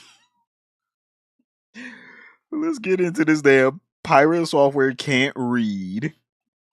In games and the initiative goes, Piratesoftware is now all but totally irrelevant. People who really matter have stuck their heads up out of the trenches. Credit where it's due, my specific issues with how he did certain things aside, and ignoring some other matters entirely, coming out like he did does require some measure of bravery. He gets one pirate coin for that. On a fundamental level, I have some respect for that. But, as we've seen, the guy got the opposite of what he wanted, and now he doesn't matter. Not even to the people he stuck his neck out for. Not really. What have they done for him? Has EA even sent him a fruit basket? It's sad. However... Oh no, he does it for the love of the game, alright? Blizzard changed his life. Or, I mean, his dad working at Blizzard changed his... Well, it didn't even change his life. It made his life so much easier than everyone else. So, obviously, he's like, obviously, I'm a corporate shill.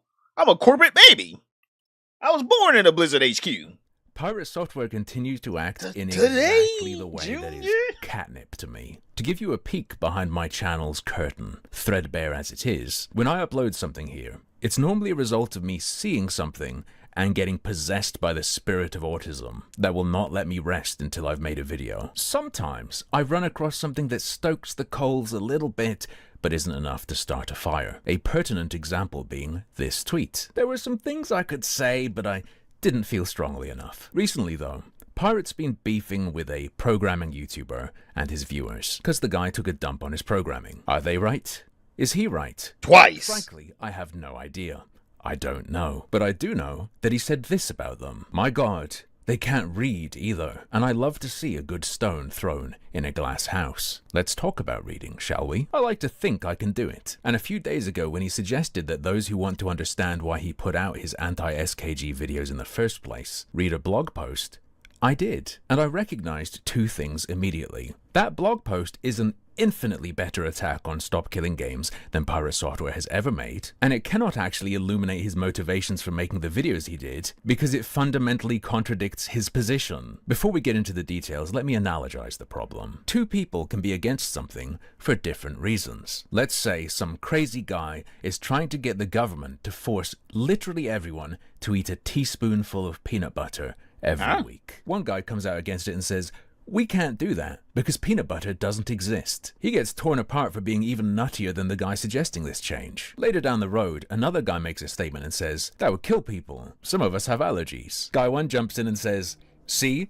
Now you get why I said that, don't you? But that can't be true, can it? Because this guy doesn't even think peanut butter exists. Just because you're on the same side doesn't mean every argument made is yours as well. In fact, if Mr. Peanut Butter doesn't exist agrees with the allergies argument, I'd say he's sort of acknowledging that what he said before was totally wrong. Ludicrous hypothetical, but you get what I'm saying. Let's bring it back to reality. Piratesoftware has consistently fearmongered about impacts. Since April of last year, he has over and over and over again harped on his point that the government won't do things right, that it's a slippery slope, that it's dangerous. In April, he cautioned against ever-increasing regulation. This is the real one. I don't want the government telling indies that they have to have their live service game. This is such a tech bro take of, yo, if we get regulated to where our bad practices are now illegal, it's gonna hurt our bottom line. And you guys don't want to hurt EA's bottom line. You guys don't want to hurt Ubisoft's bottom line. You guys don't want to hurt Activision Blizzard. Oh, they don't want to hurt Activision Blizzard bottom line now. Like, bro, why do I care? These are multi-billion dollar companies. Like, what? They should be regulated. He's just like, they should be able to go inside your house and take all your old copies of Halo. I'm pretty sure this man would be like, if they take Halo from you, yes, take my copy of Halo Reach. You know what? Take 3 as well. Like, this boy would 100% back that. Main issues with regulation is the barrier of entry. Yeah, because they're already getting lobbied against, by the way. Stop Getting Games is already getting lobbied against. That's how you know the initiative is something good. Whenever the people that you're trying to regulate start lobbying against you, it's like, oh, wait, you're actually doing something good now. That's how you know you're doing something good. Stay online forever. I don't want that. Nobody wants that. But when you're talking about a legal setting to force people to do this, you're generally moving in that direction. A month later, he stated the danger of any government involvement because they're incompetent. And you want the government to get involved in video games? Vietnam is now a cautionary tale for leave government out of games, please. Please. Oh yeah, if you guys are wondering why he keeps saying Vietnam, I kind of pre-watched this video, by the way. But if you guys are wondering, like, why is he saying Vietnam, it's because Steam is now banned in Vietnam because of the government regulation. That's why he's saying Vietnam. He's too stupid for his evil arc. Please keep the government away from video games. Over there, doing whatever it is that they're doing over there, away from video games. To be clear, the example he's citing is Vietnam banning Steam. He's not talking about the war. He doesn't think AAA is going to get napalmed. Now, there is an exception. In 2023, he did beg for China to regulate video games. These are some of the most predatory dog shit business things. Largemouth Fisherman super chatted $10. If we put a wick in the middle of Goose's chair, candle? If we put a wick in the middle of Goose's chair, candle? I mean, like, wait, is Goose in here? Seriously, I don't think Goose is in here. Yeah, I don't think he's in here. Possibly? I mean, like, I wonder what the scent would be, though. That's the real question. What would the scent be? Yo, big hearts in chat for the boy. Thank you. Thank you for the fish food. Slow. But I agree with you, China. Please get rid of this shit. But he used to work at Blizzard, and I guess old habits die hard. This take is an old outlier, and his recent approach to SKG is clear. Any government software bad. More government, more bad. They will do the wrong thing. If you think the government can manage anything, you haven't been around long enough. Legitimately. That is a terrifying prospect. Letting the government get into video games is a terrible goddamn idea. With the Open Initiative, and he continues to fearmonger about just what and how much the government will do. He warns of damage if the initiative is considered. It is incredibly vague and will damage all live service games. His previous total anti-government position has been abandoned here, as I've gone over before, but he still warns of incompetence and claims precedent will be set. And it's really easy to say, like, oh, that'll get worked out down the line. But we're dealing with government here. I know a guy named Johnny Silverhand that hates corpos. Where is Keanu Reeves whenever we really need him? Actually, you know what? Technically, can we really call Penguin Zero Keanu Reeves, or at least fake Keanu?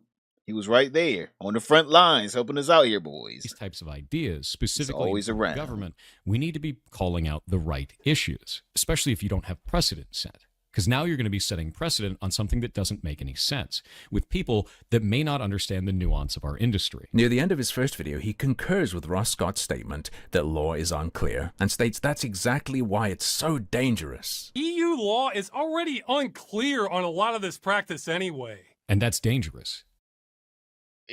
So clarifying the law is more dangerous than leaving it vague? Like what? If we're going to be setting precedent, which could change the way that law works all the way down the road, then we need to be sending the right message. I think a fair overview of his commentary is that he mostly lays out the ways he thinks government involvement is dangerous, they're incompetent, or at least ignorant, and he agrees certain things are unclear, so this would be setting precedent. He's literally said as much. Skip forward to July 4th. He shares a blog post from someone else who's against Stop Killing Games as a resource to help us understand why he made those videos. Let me read you something from it. Ross Scott's Undefined Law Delusion. The most maddening aspect of this campaign is Ross Scott's central claim that the law wasn't written for this situation and that laws are undefined or contradictory. This is complete nonsense. The laws are not undefined.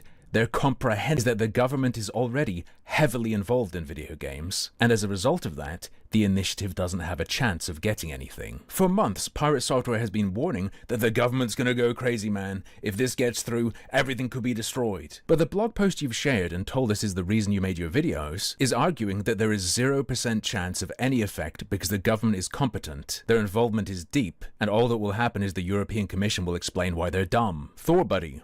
You're the guy who was saying peanut butter doesn't exist, pointing months later to someone who totally contradicts you to say, see, that's what I was saying, just because he's on your side. Remember that story from earlier? I was feeling creative today. Funniest part is, of the few things you and this guy do agree with, one of them is that Ross Scott is totally ignorant. But the thing this guy says he's ignorant about is what you agreed with Ross on. EU law is already unclear on a lot of this practice anyway. And that's dangerous. Thor, you shared a blog post that says your position is delusional to explain why you took that position. And now you're telling other people they can't read. It bears repeating. Piratesoftware, for months, was sounding the alarm at the impact this will have. On the same day, he posted this blog to explain why he says what he says. He said this. I hope you get everything you asked for, and nothing you wanted.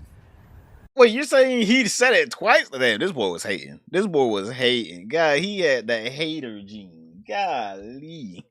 Look at that little hater, chat. Look at this little hater. I hope you get everything you asked for, but none you wanted. But everything we asked for would be everything we wanted. How does that sentence even make sense? I hope you get games that you can use your own servers for. But that's not what you wanted, was it? It's like, but it is what we wanted. We wanted to be able to use our own servers. I hope you get games with no DRM. But that's not what you want. But we wanted games with no DRM. Like, we are making pretty clear statements on things that we want in our games. And he's just like, I hope it's all trash. It's like, bro, how are you hating this hard? How are you hating this hard? Yeah, we got Charlie's Silverhand. Yeah. Why does he act like it's impossible? 2K and Madden tends to have playable offline versions. You can't do everything, but everything else is in a reasonable state. It's a matter of choice. Exactly. Like, you can easily just be like, hey, we're gonna turn off the servers, but if you would like to make your own servers, here's that you make your own servers with. Just so you know, you gotta buy your own servers. You gotta set up yourself. No, we don't got a tip line, but if you wanna keep the game running, you just got to do these steps, and there you go. Right? It's not hard. They just want to be able to shut down the game and then sell it back to you for nostalgia purposes. What's up, Blackfish? What's up, my guy?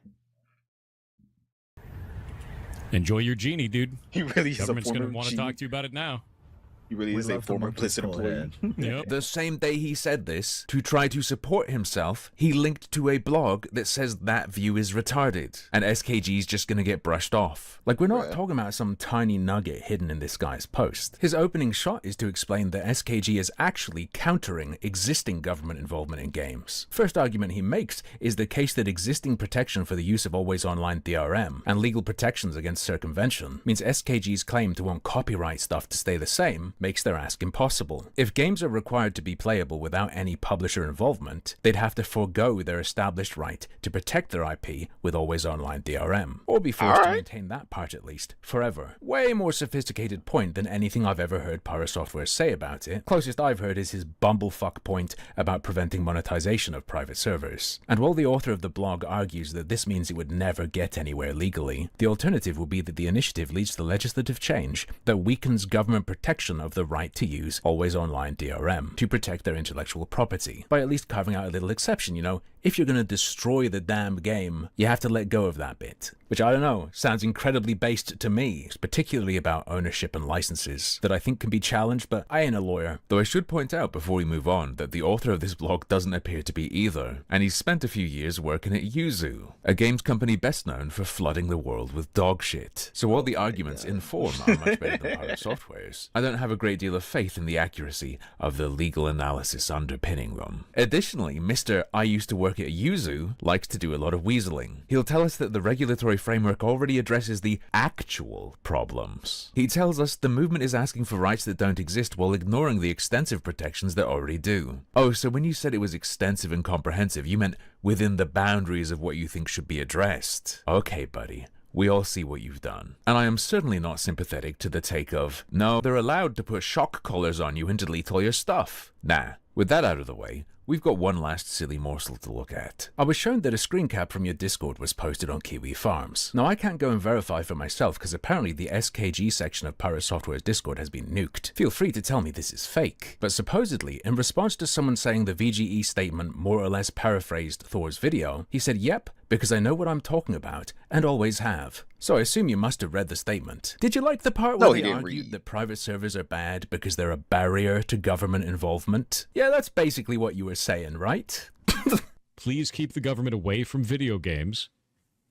Over there, doing whatever it is that they're doing over there, away from video games. Did you read the whole thing, or did you just... No, he didn't read. ...do line up with you? Did you consider as well who this is coming from? I get it. I like to isolate little bits and pieces to focus on. But when you do that, you got to make sure you're aware of the big picture so you don't end up looking like a jackass. Like you said. It is not a difficult thing to not put your whole ass in your mouth.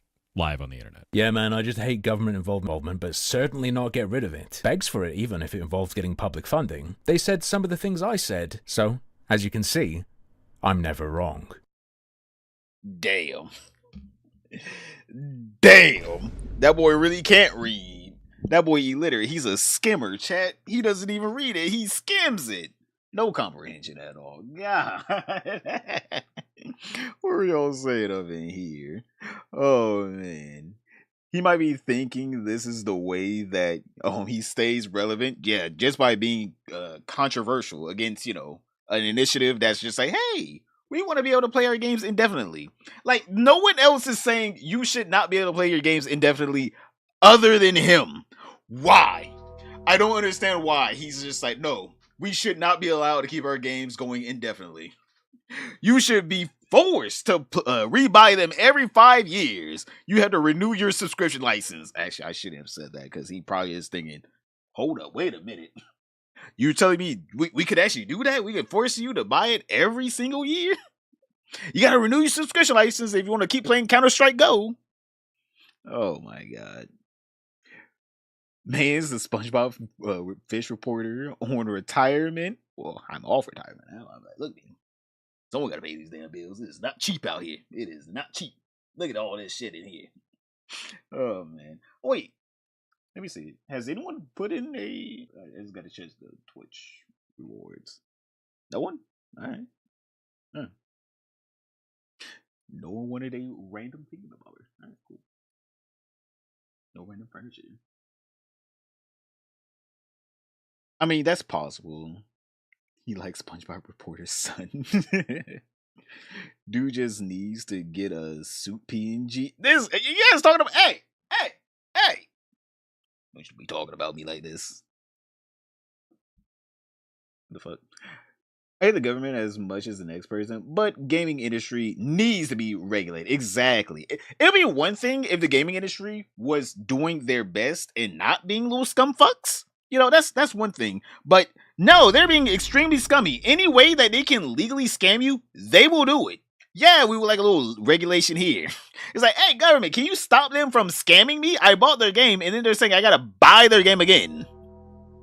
I gotta buy the game twice. It's like, I don't know that that should be legal. Oh, man. Most to know about him is the OnlyFans bullshit. Oh, yeah, that's what really blew him up. And even then, I didn't know it was a hardcore thing until yesterday. Stop giving them ideas. I'm sorry, I'm just so chock full of them. I could be a little evil asshole too. If only they gave me a nice big check, I could probably make any and every gaming company profitable. Hell, if they want to be evil, I can be evil. God, but you know they ain't paying me, so I'm on the opposite side. I want to make every game somewhat, viable for people to own. I'm just saying, I like owning my games. Oh god.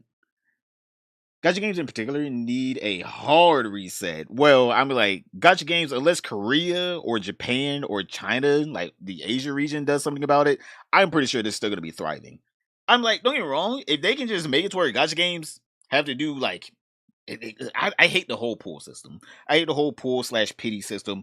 I hate that. It should just be based off of, I don't know, something else.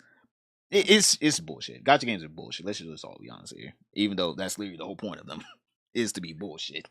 That's legit the whole point of gacha games. I feel like their monetization practices are trash. I feel like they should be forced to do better. At least over here.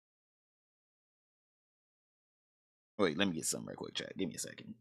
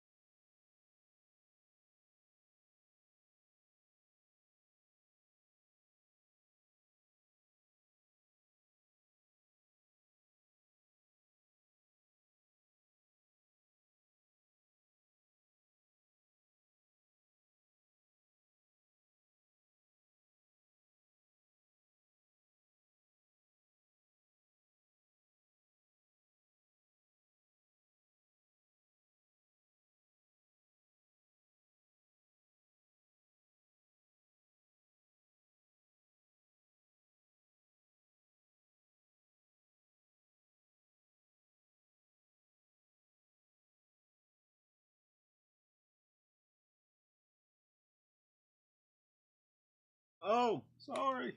Is it? Have a good day, Fishman. Ooh, Samlock. Thank you. $20 Canadian. What is that, like $2? Thank you, anyways. Thank you. Big hearts for Samlock boys. Oh man. What have you guys been talking about up in here? True Lord. Guess he's hoping for a loophole that would make our asks not worth. Like, yeah, if you make a game that's worth $3, then all of this goes away. Or a game worth $60, and every regulation is just out the damn window. Yeah, damn.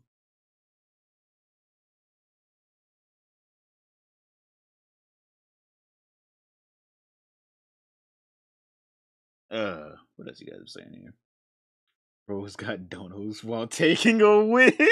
That is exactly where I was. Cabbage. He's a fish. He's probably. He's pretty sure if you're poor soda. All right. We have. What else we got out here? All right. I'm trying to pick which one. Both of them have to do stuff with Anissa. Well, one has to do stuff with Anissa Joma, the Ians, the Idubs.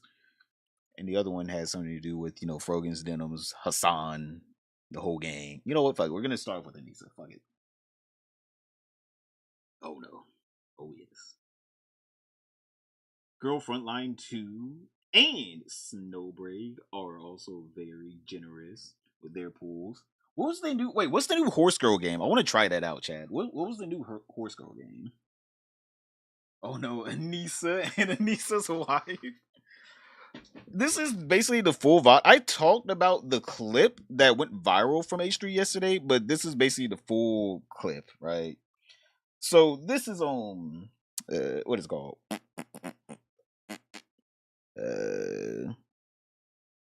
Dear Anissa, there we go. H3 podcast highlight. And it's basically just H3, I'm assuming, going off on her. All right. I'm assuming he's about to be going off on this girl. All right. Because in the clip alone, he was already pissed off, it seemed like. So let's see what the hell H3 got to say. The thing, Anissa and Ian, as you've lost everything, your credibility, your event, your friends, your financial security. Okay, well, sure. I just want you to know. I want you guys to know something. I win. You lose. Turn into a damn HBO boss. I forgot this part. You came after me. Damn HBO your best villain. Friend. You called me a racist. You said that. Wait, what was it called? Oh, this one. Yeah. Is it on Steam? I'm hallucinating anti-Semitism. You came out of nowhere to back someone who's been running a harassment campaign against me and his freedom of hell yeah. And my family, my wife, who's endorsed Bannett Banata. You came and you swung at the king. And you know what they say when you swing at the king, Dan? You better not miss. Who's the king? I am. Oh. And you know... Dan's like, wait, hold on. What's going on here? He's like, shut up. Back to my point. You better not miss at the king, baby, because I hit back. Yeah, okay, well, it's not that funny. People in back are laughing. It's not that funny. I am. Literal, that damn I am. No hesitation at all, except, bitch, me. What do they say when you swing at the king? What? You best not miss is the saying. I'm still, so you're the king in this analogy. Yes, clearly. What are you the king of exactly? I don't know, this game. This game. Okay. This podcast.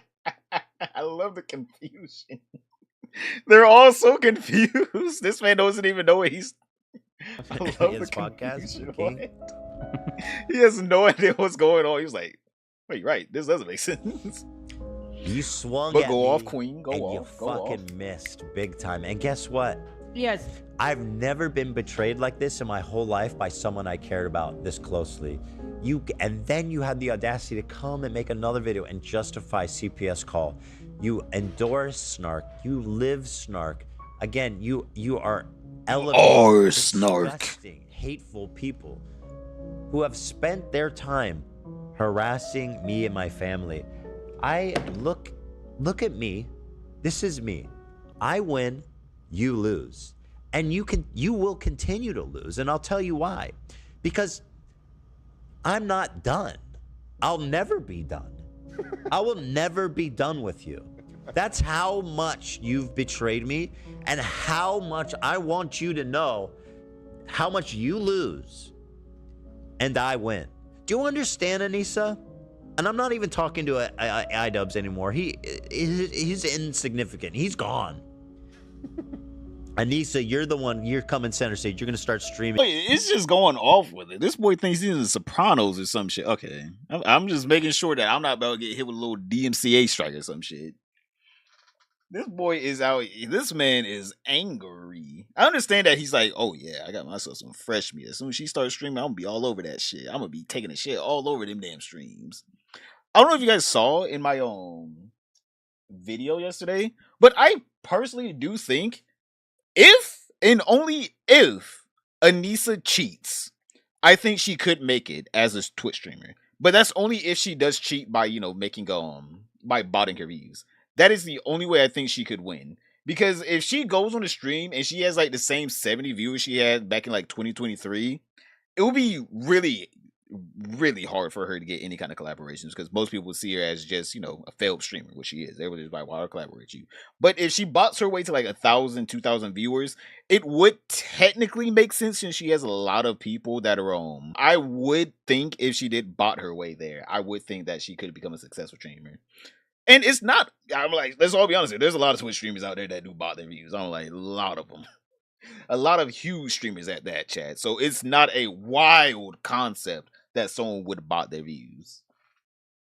She will 100% bot views. She doesn't have a personality for streaming. She has 2 personalities for streaming, actually. All right. If you guys have seen, you can go back and look at her Twitch clips. I don't know if I can pull them up on stream. I've been having to blur them in the videos, but I've been looking, and all of her Twitch clips from years ago, let's just say she does have personalities. All right, she's bipolar. Let's just say that. Dude, say it's only gotten easier to bot views. Exactly. I'm like, chat, look at me. Non-botted views. We're sitting here. We're chilling. All right. We don't need to have the fake viewership. All right. I am proud of the people that do come in here. And I do enjoy the people that do just, hey, man, relax with the boy. I have like 10K viewers live. But then they're like, I'm only at 10K. I got to bot another 20K. So I can be a 30K Andy. Like, that's some shit I never got. It'll be people with over 1,000 viewers botting. I'm just like, brother, you haven't made in the shade. What are you botting for? Like, they're botting for ego at that point. Sound Piker, yep, the wannabes. LeMayo Fair. H3. That is H3 Sound Blaster. Oh my god. Fish Lord on when I'm at work. Why? Oh, live? Well, I mean, like, I like streaming earlier in the day. Plus, I'm gonna turn some of these clips we watch into actual video. Plus, I'm gonna be honest here. I had no idea what the fuck I was gonna upload today, chat. Just like, I was just like, I don't know what I'm gonna upload, so I might as well just go live, just chill with the boys, see what y'all talk about. If y'all had any suggestions, I probably would have took them. I think there were some Johnny Somali updates too in the suggestions, so we'll look at those later. 2 for 1. Yes. I am never gonna be done. You called 1:30? No, I did start at what, 11? I think I started at 11. I will never be talking about them, being interested in them, being, I'm fascinated by everything they're doing, right? The boy's like a mad scientist. The event.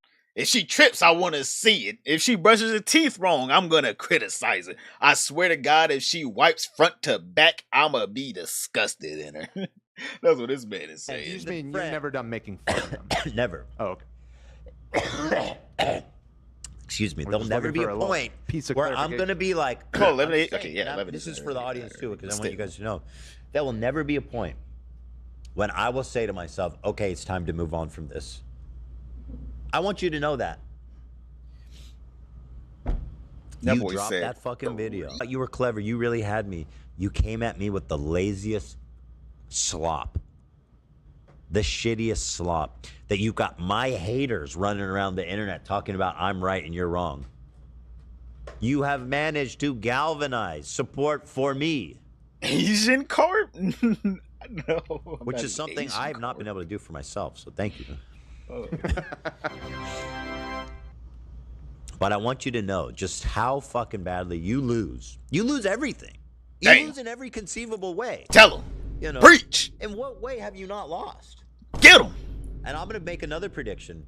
Now that Ian is down and out, Mm-hmm. he's lost everything. He's There no longer a respected creator. I don't even think he's a creator anymore. I don't think Dang. anyone gives a fuck. Like after his content copy made about me that got like 7 million views, good. That boy said, "Hold on, wait a minute. Gotta respect the views now." He made his bag. He made another video about concern trolling that got like 250,000 views. Damn! Let him know, Ethan. Ethan said that boy failed. He had his one chance and just sniped himself out of the damn leaderboard. Nobody fucking cares about you, bro. You're not funny. You're talentless. You're a total hack. Go off, Queen. You know, you have a paywalled podcast that no one listens to, by the way. Ain't no one out here paying for iDubbbz's literal therapy session. I don't know if we can call it a therapy session. I was crying and complaining the whole time. I swear to God, the intro should just be... That should be the intro instead of that. Dun, dun, dun, dun, dun, dun, dun. What? I don't get the what was it? It was... What did they change it like Bog or some shit? Because it used to be She Ruined My Life, but I think they changed it like Bog or some shit for the Patreon episodes. Ain't no one y'all listen to that. Ain't no one listen to that at all. We ain't listening to that damn sorry ass podcast where you just cry in every other one. You know that iDubbbz was Anissa's third choice for a husband? I mean, like, she had a streamer, another League streamer. That man wasn't that popular. Then there was iDubbbz. And now she wants Hassan. Those are the three choices that I'm thinking of, unless you have another three choices. That you do for 30 people. It's crazy right? Twitchy mode I found straight. What the hell? What the hell is that? Hey, yo, what? Excuse me? What is that? What the hell is that? Sounds like I don't know whose chats you be in, but what the hell? What the hell? What the fuck? I didn't even know Twitch allowed those kind of emotes. Anytime I try to upload something like that, they're just like, no. Let me see how this did. Okay. Oh yeah, her husband's sparring partner. So that's 4 choices. Beautiful, gorgeous Gabe, not beautiful Gabe. Gorgeous Gabe. So it's up to 1 month. It's up to 470. Now listen, I'm not a mathematician, but one video a month at 470 without a sponsor. You need another job. Oh yeah, this is like not even 1K a month. This would probably generate like $1,000. 23 minutes, yeah, $1,000. This is not even your full-time job, right? And then what is this? Yo, what up? Brother has 0 personality. His own bio is garbage. He should have just add nothing here. If at least with nothing, it gave you like a sense of wonder and mystery. This, I'm like, I'm not clicking your video. I'm not clicking that shit. So yeah, you lose. Fuck you both. Scum. Fuck 'em. You know? Wow.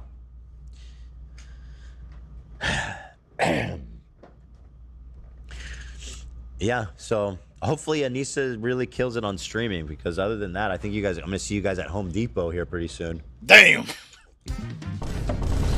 You're gonna be helping me looking for light bulbs at Home Depot, which is respectable work. I think that's probably a good. I think they have good health insurance options. I think the hours are kind of shit, but the work can be fun if you care about hardware and stuff. Something tells me they don't have Ian's health pretty insurance handy. options. Oh, I was making a prediction. Now that Ian has lost everything, he is. I'm being serious. Oh, okay. He's lost everything.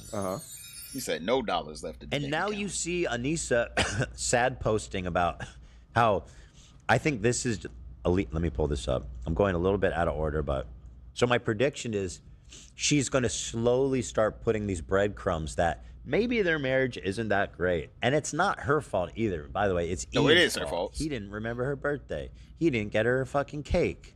Oh, true. That is true. He didn't get her a cake. He didn't remember her birthday. Damn, you can't be doing that, Ian. Ian, you can't be doing that now. Wowee. Imagine posting this. She has the same birthday as me, which God help me. Wait, what? They have the same birthday? Oh, they were astral buddies. They were meant to be enemies. So she posted this.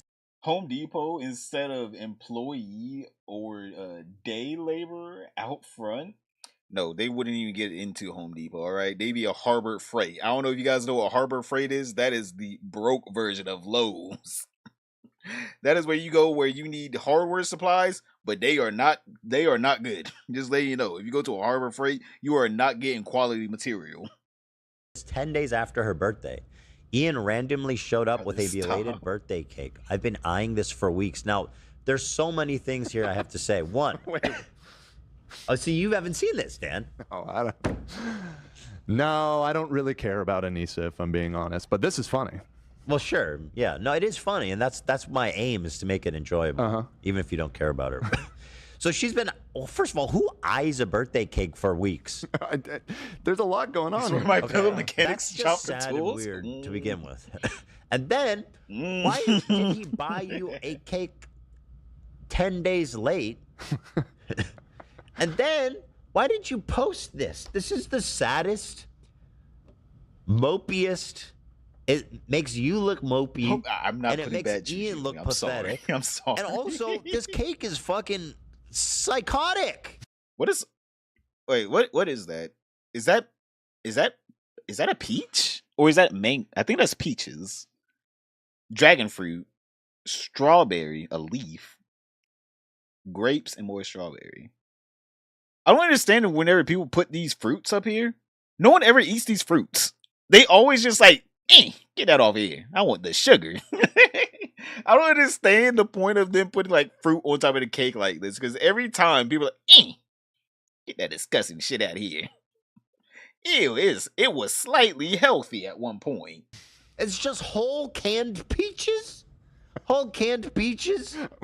One slice of dragon fruit? This doesn't make any sense. Why were you eyeing this one? Exactly. Better cakes to eye? Why were you eyeing this even?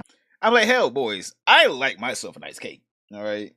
For my birthday, I usually like, sheet cake. They are delicious. All right. Especially with some ice cream. I'm a simple man. If someone handed me this, I'm like, what the hell?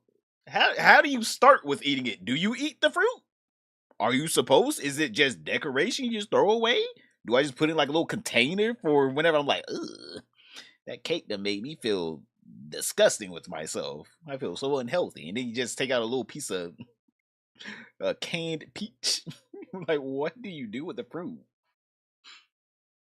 Same day, the fruit is still good, but any other time, nah. Oh yeah, that fruit is rotting instantly because it's been sitting in this unrefrigerated box probably for like at least a day or two. So it is going to be rotting quickly. It's going downhill really fast. I don't like why that's only half the cake. Like the fruit, it should be more fruit. Yeah, you're right. Exactly. It doesn't make any sense. Why are you eyeing this one? You raise your standards, girl. No wonder you're married to Ian. Ian is this cake. You shouldn't have settled, man. Oh God.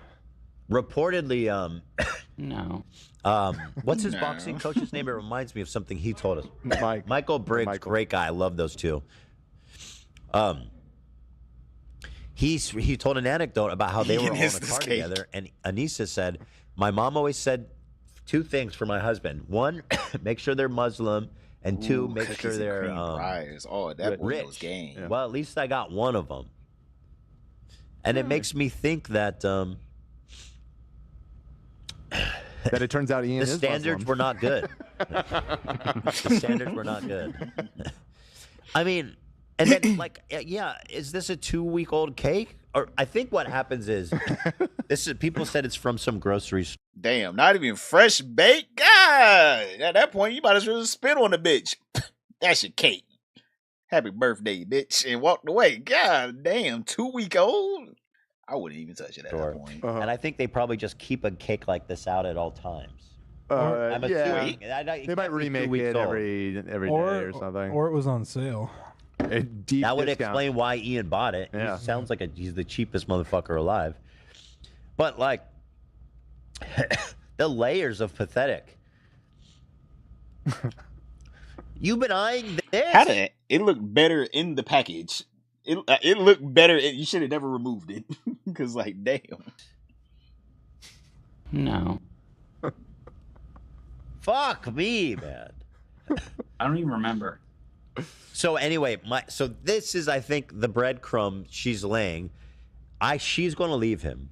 She's going to leave him within a year. From this post? Yes. You're determining I've been that? right about everything else I've said so far. I mean, unfortunately, that is somewhat true. Within a year, Anissa is going to leave Ian. I mean, it could be. She is starting to lay the really not breadcrumbs. I'm gonna be honest here. I was skeptical in my last video. If you guys haven't seen it, oh, I can't do top right hand corner here. You guys haven't seen it. I'm like, why would she leave him? Like, she has no other option, literally. And then I realized, oh yeah, if she becomes a streamer and his streaming works out, well, she doesn't need him at that point. She can literally just be like, all right, deuces, I'm out. Because like, if she leaves now, she's been with the man for like what? 3 years, I think 2-3 years, maybe 4. Like, she ain't getting no alimony. She ain't getting no spousal support. She's just leaving. I mean, I guess that's not the biggest stretch. They don't seem like happy people, you know. Well, no, she's cakes aside. She is a complete. And I hate this phrase. Belated, isn't that that he forgot her birthday? Yeah, that is literally what belated means. It is after your birthday, so she is implying that he forgot her birthday. I've avoided using this the whole time, but like it sucks that everything. It sucks to admit that in this case, everything people seem to have thought and said about her is apparently true, and she is a succubus, and she's gotten everything she can get out of Ian, and he's a husk of a man. I mean, you can see it. You know, soul sucked out of him. Basically, she's puppeteering him, and you know, I guess in one final Hail Mary to try to ingratiate herself to Hassan's circle for her upcoming streaming career, she has completely destroyed any credibility that Ian has left. Within a year, continue to see breadcrumb posts from her like this. Oh, Ian didn't remember my birthday, man. It's like I'm trying to compliment him. Oh, he's so sweet. But also, the subtext is that he didn't remember my birthday. And he couldn't even buy me this fucking cheap, weird-ass cake. He's something better. I'm like, guys, this is my get prediction. her something better than Your that. birthday doesn't matter that much. It's not that most important. The fan fiction replies to this are insane. Dude, it's your post. Like, this says everything. I'm so sorry that you want to pretend like you posting a picture saying I didn't get this cake from my cheap, pathetic, stinky breath, shits his pants husband. Damn. The only thing that would make him like 0.5 hotter is if like his breath didn't stink all the time. If he brushed his damn teeth and washed his ass. His breath don't stink. Even you deserve that. Find yourself a man who doesn't shit his pants on a daily basis, you know? Or at least put on some Depends, man. Like, if you shit yourself and you have a condition, I'm not going to judge you because we all have things that we deal with. But at least I'm judging. Put on some panty liners or... Do men wear panty liners? Panty liners or Depends for grown-ups so that she don't have to wash your dirty whites, bro. You think she just be? You think whatever? Boys, you guys think that she's just like, you know what? Ian, you're no longer allowed to wear any white underwear. All right, baby, no. I already threw out all your white underwear. You ain't allowed to wear white underwear anymore. You think that's what their whole relationship is now? I wonder what color all of his underwear are now. It's probably just brown and black. No reds. No blues, no grays. It's just brown and black. I don't know. It's just my advice as a caring, attentive husband. I have thoughts. Man, yeah. So I'm gonna be watching you guys, and I'm gonna be loving every minute of it. From iDubbbz to IDS. I want you guys to know that everything bad that happens to you, I want to be here, laughing and giggling and smiling ear to ear.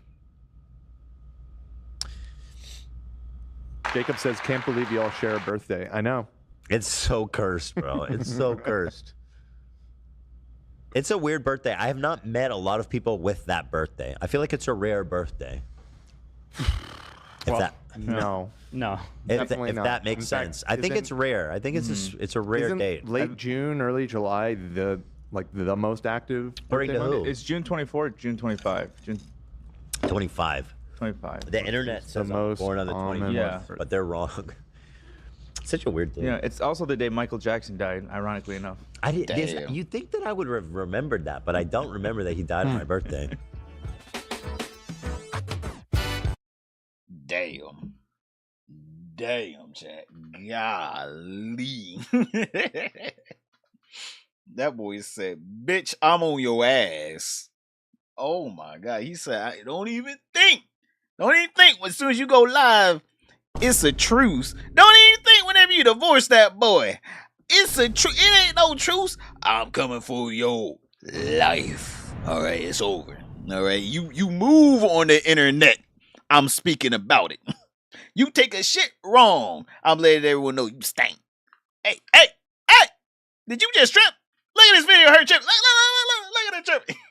That's going to be him. He's like, yeah, I'm going to be a D1 hater, all right? College level hater right here. I might go pro in hating. They're going to put me in the hate Olympics. Oh, my God. This boy. What are y'all saying? Whiteys, forget those. Hey, yo, I'm serving the public in this mother. And a talking fish is what gets me through the day. Hey, I'm glad I do. I remember when Michael Jackson died because I was at a skate park that day. I'm gonna be honest, I think I was playing some game whenever Michael Jackson died. Knowing my ass. I was probably just in the living room on the damn PS3. Not a damn care in the world. I didn't give a fuck about anything. I was just playing some shit. A talking fish with sarcasm and hats. Oh, you should see the cap collection. Actually, that would be kind of funny doing a damn cap collection for the damn fish PNG. Oh, man. All right. Next video. We have, this one is more or less on Hassan and his orbiters, because I'm assuming Legal Mindset, he's like, well, Johnny Smiley arc is just over, all right? Legal Mindset said, I need fresh content, and he found it because Hassan gave it to him. So now Legal Mindset is all over anything Hassan, all right? Hassan blinks wrong. That's illegal in 50 states. All 50, you can't blink like that. Oh, man. So Legal Mindset made this video. Obviously, after, he talked about the gun waving incident with Hassan on stream. Legal Mindset made that video. Hassan called him basically a racist, pedophile, fake lawyer, as he usually does. That's his damn signature right there. That's how you know that's a Hassan quote. Whenever you get the clip and it's just like, oh shit, this person sounds like the worst person known to man. And then you go watch their videos, it's just like, this person seems pretty reasonable actually. But Legal Mindset, all right, he made another video. Legal troubles for Hassan and his orbiters. I have not watched it. I wonder what these legal troubles are. I can't wait. Let's see what we got here. Get started here with LawTube versus Hassan. And this is something I thought up after pretty much most of LawTube has commented on this. Now, I know there are a few members of LawTube that have not, and I'm not going to say that all of LawTube agrees with me or, all of LawTube endorses me, but enough have commented that I can say the general consensus of LawTube. Oh, yeah, of course he has. Is X, right? And I think that's fair. At least of the people that consider themselves part of LawTube as a greater thing. Not as a collective entity, but as a group of individuals that stream on legal topics. And for those that don't know what LawTube is generally the legal streamers or the legal video makers on YouTube. Now, that can be a broader definition, that can be a more narrow definition, but generally people that are out there educating people and entertaining people related to legal topics. There are lots of different channels out there that are doing legal streaming. A lot of them focus on criminal streaming.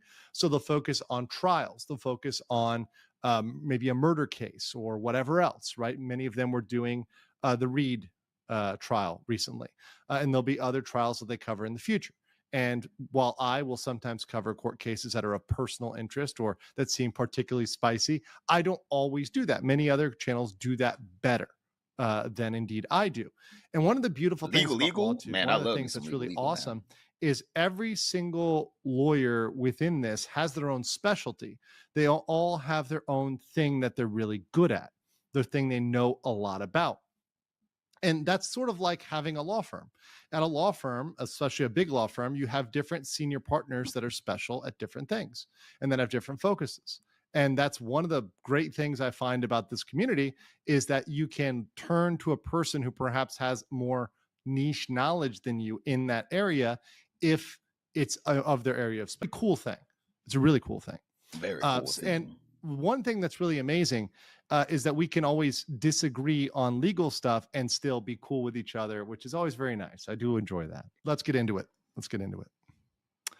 Okay, the Hassan Orbital lawsuit. So this is something that's really shocking to me, and something that I was really surprised about is that there is unanimous agreement amongst lawyers. So I have not seen a single lawyer on the internet, and I've looked over the past week, that is said, or 2 weeks actually, that is said that any of the orbiters, that's Denims, Caseytron, Frogan, even Sean the Black, even though he's not being sued. We're going to get to him. Don't worry. Oh man, Sean the Black was shitting himself whenever he thought H3 was serious about suing him. Sean the Black was like, hold up! They snitching! H3, don't do it to me! They snitching! Hey! Yo, why you snitching? Why you snitching? Hey! And then as soon as that boy H3 put on Instagram, alright, I'm kidding. I'm kidding, Sean. Don't worry. I know your ass too broke. No one would donate to your damn Patreon to your damn GoFundMe. I bet that boy had a whole sigh of relief. Like, God, he saw his life flash before his eyes. H3 is about to take all his little dollars, every coin. Oh, don't worry. We're getting to Sean the Black. I haven't seen anybody say they're going to win on the merits. Not one person. You know how many lawyers like to disagree with each other and think they're going to win, that, we're going to argue the other side or argue, devil's advocate.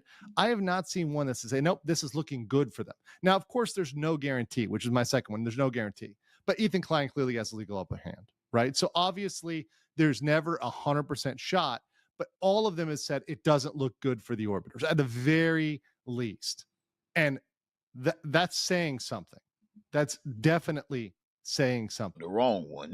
Someone brought up, I think there's someone brought up someone who was defending the orbiters, but the only defense I've heard of the orbiters, and there's one, there's one minor character, and he did not actually say they were going to win on the merits, from what I heard. All he said was the system was broken, and it's a systemic problem, and it's not fair that don't commit crimes. I'm just saying, hey man, it's easy to not do the crimes that they're being sued over. It is very easy to know this person is already litigious. On top of that, I should probably at least commentate over the video. I shouldn't just let it go freely. I should at least commentate, do a little pan, do a little transition. Hey, I'm transforming the video. Hey, look, I'm Judge. I am transforming the video. If Lil Mindset sues me, why? Look, I'm transforming. I'm not playing it in its entirety. I'm commentating over it, and I'm commentating over things he has to say. Something. They were just like, that's not saying they're going to win on the merits. So he did not say that they're going to win in court. What he said was the system's not fair. And that's just being contrarian to be contrarian. And that's being emotional to be emotional. And that's not what lawyers. That's it's funny, but it's not going to win in court, right? It's not going to win in court. Okay. Damages could very well sink the creators forever. The legal funds won't help. So the legal funds are not going to really help these creators because, number one, they're probably not even enough to pay for the lawyers. And then on top of that, the lawyer's going to look at this and be like, he has evidence of you committing the crime. He legit has the evidence. It's like saying, yo, lawyer, can you get me off of this murder case? And Lloyd's like, I got you. And then they go into the case and just like, is that you doing the crime in 4K HDR telephoto lens? I can't defend you. I'm like, hell, even Diddy had to get caught with a couple charges now. Like, God. And number two, even if they have a legal fund, and even if that funds their defense, and they lose, which they probably will, they're going to be done. They're going to have a lot of their assets at risk for a very long time. It's not going to be good for Denham's, Frogan, or Casey Tron at all whatsoever. So I think the damages are something they should be very, very worried about. And I don't think even Daddy Hassan is going to be able to financially bail them out from how deep of a hole they're going to get into. And last, and this is a great one, Sean the Black got lucky he's a nobody. So Ethan Klein talked about suing Sean the Black. And I had no idea who this guy was. I didn't even know what the hell happened. A misogynist, I guess, because he only sued women. So he wanted to throw. Oh, yeah, that boy was done. And then Ethan was just like, don't worry, Sean, I know your bitch ass broke. All right. Don't get me wrong. I know Frogan and Casey Tron also broke. But boy, your ass didn't even get started with streaming. At least I know with them, they had a little bit of time to get ready for this ass whooping about to get them. God, I know that boy was probably so happy. He was probably just elated whenever he was like, I'm just playing, Sean. Sean, what are you stressing for? It's called a prank. It's a prank, Sean. It's a prank. It would be funny when they call them to court. They are referred to as Hassan's orbiters versus Ethan. That has to be dehumanizing. Just knowing that, damn, I can't even make a name for myself. They're just going to keep referring to me as Hassan's planet, his 9 moons, or not 9, his 4 moons. In terms of what he did, I'm going to show you one, and this is just one instance in his overall reaction video where he clearly said something very incriminating. So let's leave this. Let's pull this up here. Bro, you can't just say like, oh, everybody's loving it because you sent your audience to go like the video. And then like, for the most part, people just genuinely aren't watching the video on the main video feed. You know what I mean? The only people watching the video on the video feed are the people who like the video. Everybody else has decided to not give it views and watch it everywhere else. You know what I mean? So that boy was using every last brain power for that. Wow, the ratios for the people that actually watch the video is so good. It's so high. But let me try to flip this into something else. Actually, the 5 people that didn't want to watch it on your YouTube account, they went somewhere else and they didn't even interact with the video. So their opinion on it doesn't matter. It's like saying, I hate X Marvel movie, but also I went to go watch it. Yeah, I went to the movie theaters. I went to go watch it. That means, hey, man, you paid for it. But it's another thing to be like, hey, I hate X Marvel movie. I hate Marvel in general. But then secretly you go back to your room and you start turning on all the Iron Man. You're just like, ooh, Iron Man. When is Tony Stark up to this time? It's like, bro, maybe you do like the content. And you watched it. So preferably, whenever it's like 83%, people can say, well, it seems like most people that did watch it enjoyed it. So right there, he's put on your YT video, but I'm glad I found your channel. I listened to it doing stuff around the house. 10 out of 10 great content. Yo, thank you. Thank you, Mary. I'm so glad that you enjoy the videos. Everybody else has decided to not give it views and watch it elsewhere. And the only reason, right, is because this guy has like 17K subs and this video got 8K views. That's nothing. That's a joke, right? He's got 17. All right, chat. We're not a joke here. All right. I enjoy everyone that watches my video. I would never say that's a joke. All right. Until I get to the point where we're getting hundreds of thousands. K subs. Oh my god. I like how he switched up. That's a nobody. So fast. That's nothing. This video got 8K views. That's nothing. It's not worth Ethan Klein going after him because he's really so broke and so puny, right? Shit, I used to wish for 17. So I think he just got lucky.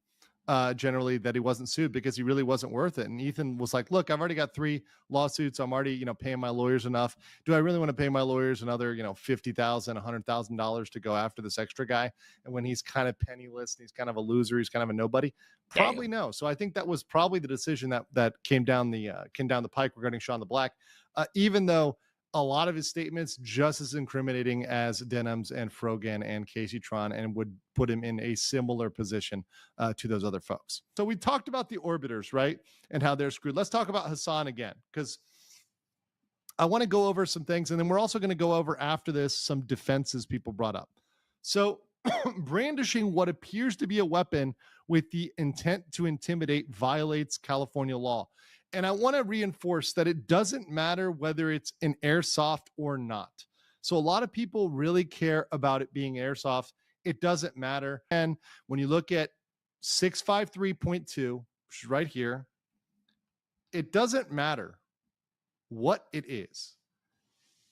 If you have the intent to place another person in reasonable fear, and then you publish their image, right? Such as their digital image of that person, even a public image.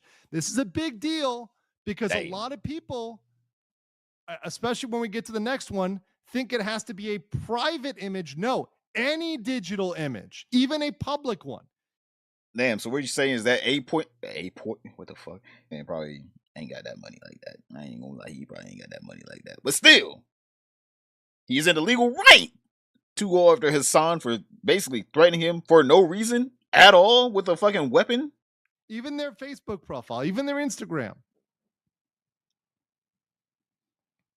When you publish that with the intent to intimidate, you violate California law. And I know that this doesn't constitute what the regular person would call doxing. Showing a public profile can be impermissible if you're doing it with the intent to intimidate or threaten. And that's what Hassan was doing. So while most people will not consider this doxing because it's public information, it is indeed criminal. And once again, even showing public information,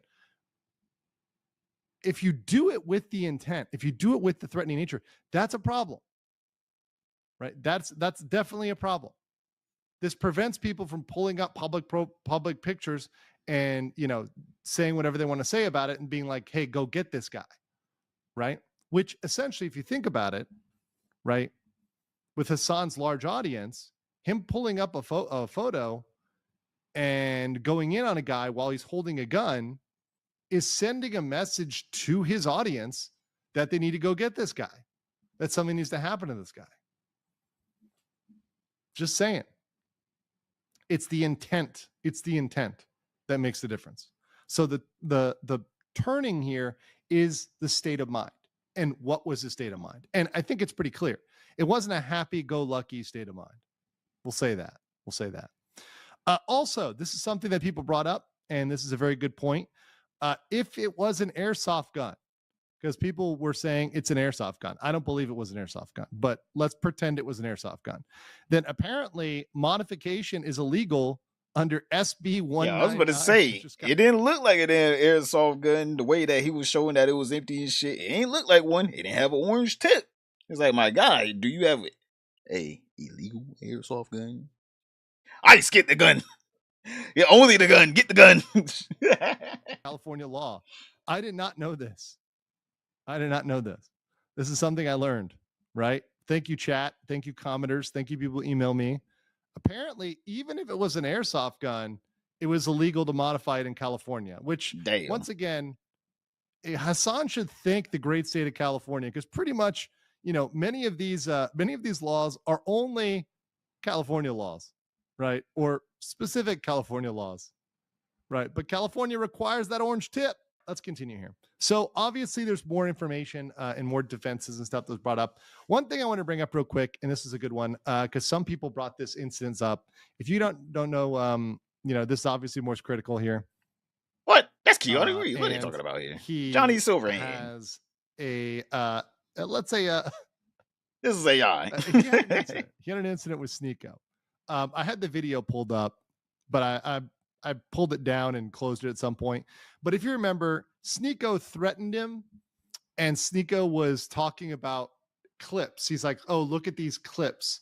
So what Most Critical did was, in true Florida man fashion, much like myself, You said, can move them at "You first? idiot, I didn't know you could. these are I not thought it was illegal clips. to These you." are mags. This is a magazine," right? And he showed him that, and he educated him on that. He was doing an educational, and I'll put this one up, educational demonstration using. Hey, they got legal differences here. That is true. He was educating him on that. He said, "Hold up, wait a minute. Sneeko now, let me go ahead and teach you how to really use a gun. Now, look at this. This is a magazine." Sneeko, say it with me. Magazine. Hassan was just waving the bitch around, about damn near shot himself in the dick. This man actually is out here using his weapons. I bet Hassan, even if he did have a gun, it'll be for the fashion, all right? Never shot one in his life. The gun would be for fashion. Using a weapon for reference. There was no threat there. True.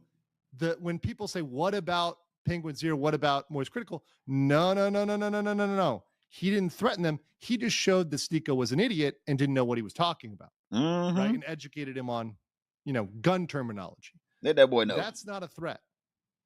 Right? So anybody who brought that up is, "What about this guy?" And by the way, I love the whataboutisms. It's great. There was no threat there. If you find education threatening, that's your problem. Right? And maybe that's Hassan's problem too. Hassan finds my education threatening to him. And I'm sorry, Hassan. I'm just trying to help you learn and grow. I'm trying to teach you big words like this. We're gonna teach you big words, Hassan. You can be a big boy. Learn how to speak English properly. So let's talk about Hassan. Okay. So yeah, Trash Taste got so much heat. This is Hassan with his friends on Trash Taste. So he visited Japan as a tourist, right? And he talked about moving to Japan. But one thing is that Hassan, unlike many other people, and this is a little educational immigration law and moving to other countries, particularly moving to Asia segment here, is that Hassan has no ability to be a long-term resident elsewhere. His buddy Carter, Sea-Dog VA, he's a long-term resident of Japan. He's an expatriate. He works for an agency, so he has a long-term work visa. He had to go through a criminal background check. He had to go through lots of other vetting by Japan. So he's good. And Japan wants him here long-term. Then we have our buddy Ramzi Khalid Ismail. So Ramzi Khalid I don't know, we call him Buddy now. Johnny Somali. Tourist to Japan. He did not have a long-term visa. He did have a tourist exemption. And he came in under this tourist exemption, no background check, no criminal background check, unlike Sea-Dog, because long-term residents have to have this. He came in and became a tourist that became a criminal. So he was arrested. He was officially a criminal in Japan. He's banned from the country for 5 years. Now, Hassan is not yet a criminal, but he's only a tourist. And he will always be a tourist because of two things. First of all, his association with questionable individuals. So he had his global entry revoked. So you have to clear a pretty extensive background check to get global entry. Oh, yeah, he is not getting that. An expedited entry whenever you enter the country after traveling abroad. But beyond that, the one real reason why he could never make it abroad and why Hassan will have to stay in California for the rest of his days is because Japanese defamation. He would never be able to move to Japan. Because in Japan, defamation is both criminal and civil. And under Article 230, it prohibits publicly defaming another person by alleging facts. So all of this streaming that Hassan does, he nonstop defames people. Damn, you're telling me this boy can't even move to Japan because he can't stop defaming people? You're telling me this man is literally shooting himself in the foot every time he fucking goes on his stream and says, that guy's a pedophile, that guy's XYZ, that guy's a damn Nazi. He's a right-wing wifter. No defense for that that's going to work for him. Because in order to defend yourself in Japan, you have to allege true facts in the public interest for the public benefit. So, for example, that would be covering like a criminal case or covering like big news. But you do not have a right to call somebody names without a reasonable basis for that. So Hassan will never be able to live anywhere in Asia. Damn. Much less Japan. Not even Hong Kong? Damn. That boy out here fucking himself. God, oh my God. I didn't even know. This boy literally cannot move to anywhere in Asia because because of his little bullshit he be going all the time. Oh my God. That boy be fucking himself over. I'm not even gonna lie. That man needs a power of attorney or something. Jesus. Let me see.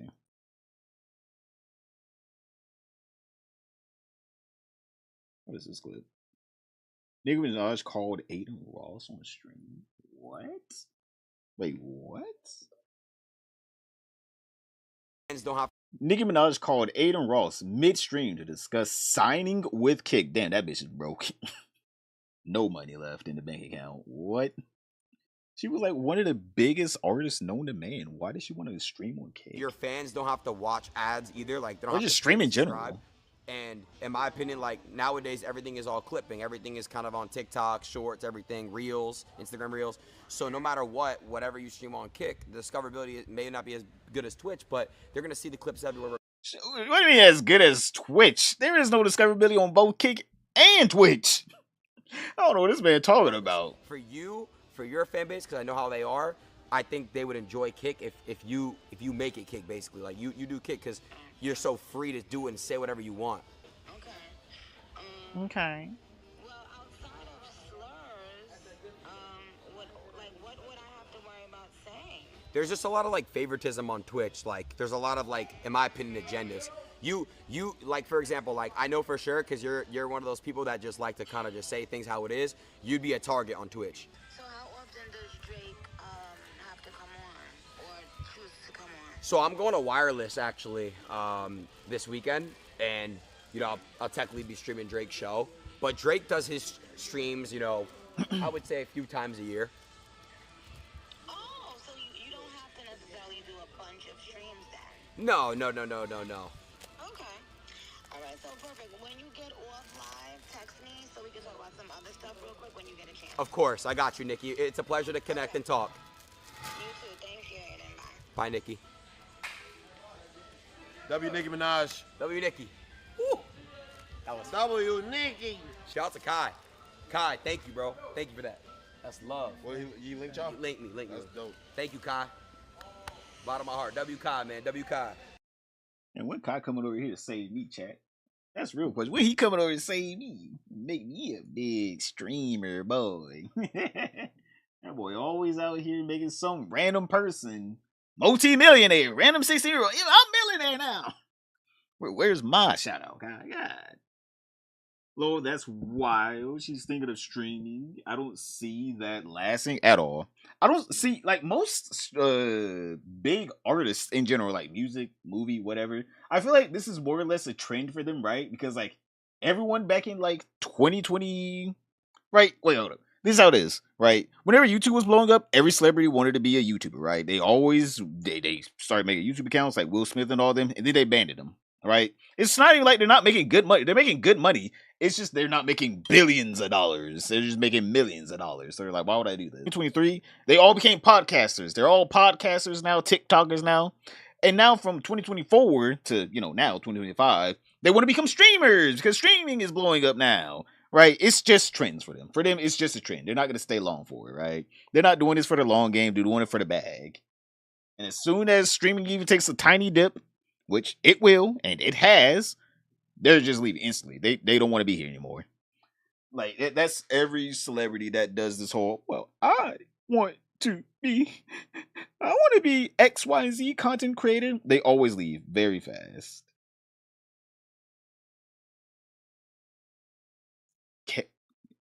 Dolan Dark. This is important. Sad news? What, Dolan? What you got? This boy's probably gonna say his asshole burns. To Slop Live. Today's Slopic is truly important and may just change your worldview. Unfortunately, my cat Lalo, who has hosted Slop Live before, has a rather nasty mouth infection and needs to be put under anesthetic tomorrow for an operation. Here he is now. Okay, don't say that. That's a slur. I'm sure that's a slur, but it is extremely expensive. So the $20 this video makes will go to a good cause. Thanks for slopping by. Welcome. Oh, hope his cat does well. Thanks for slopping by. Oh wait, I wasn't done with that. Well, I'm back. True, I only see her streaming like 3 or 2 days. You mean 2 or 3 days? But yeah, I don't see her streaming for more than that.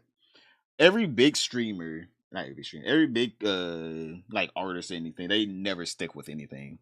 Like these people are basically what YouTubers like. Any big YouTuber you see that blows up out of nowhere that rarely uploads, that's what they want to be. They want to be able to get like 10 billion views in a day. But even those people that blow up within like a day, right? They blow up, their next day their biggest shit.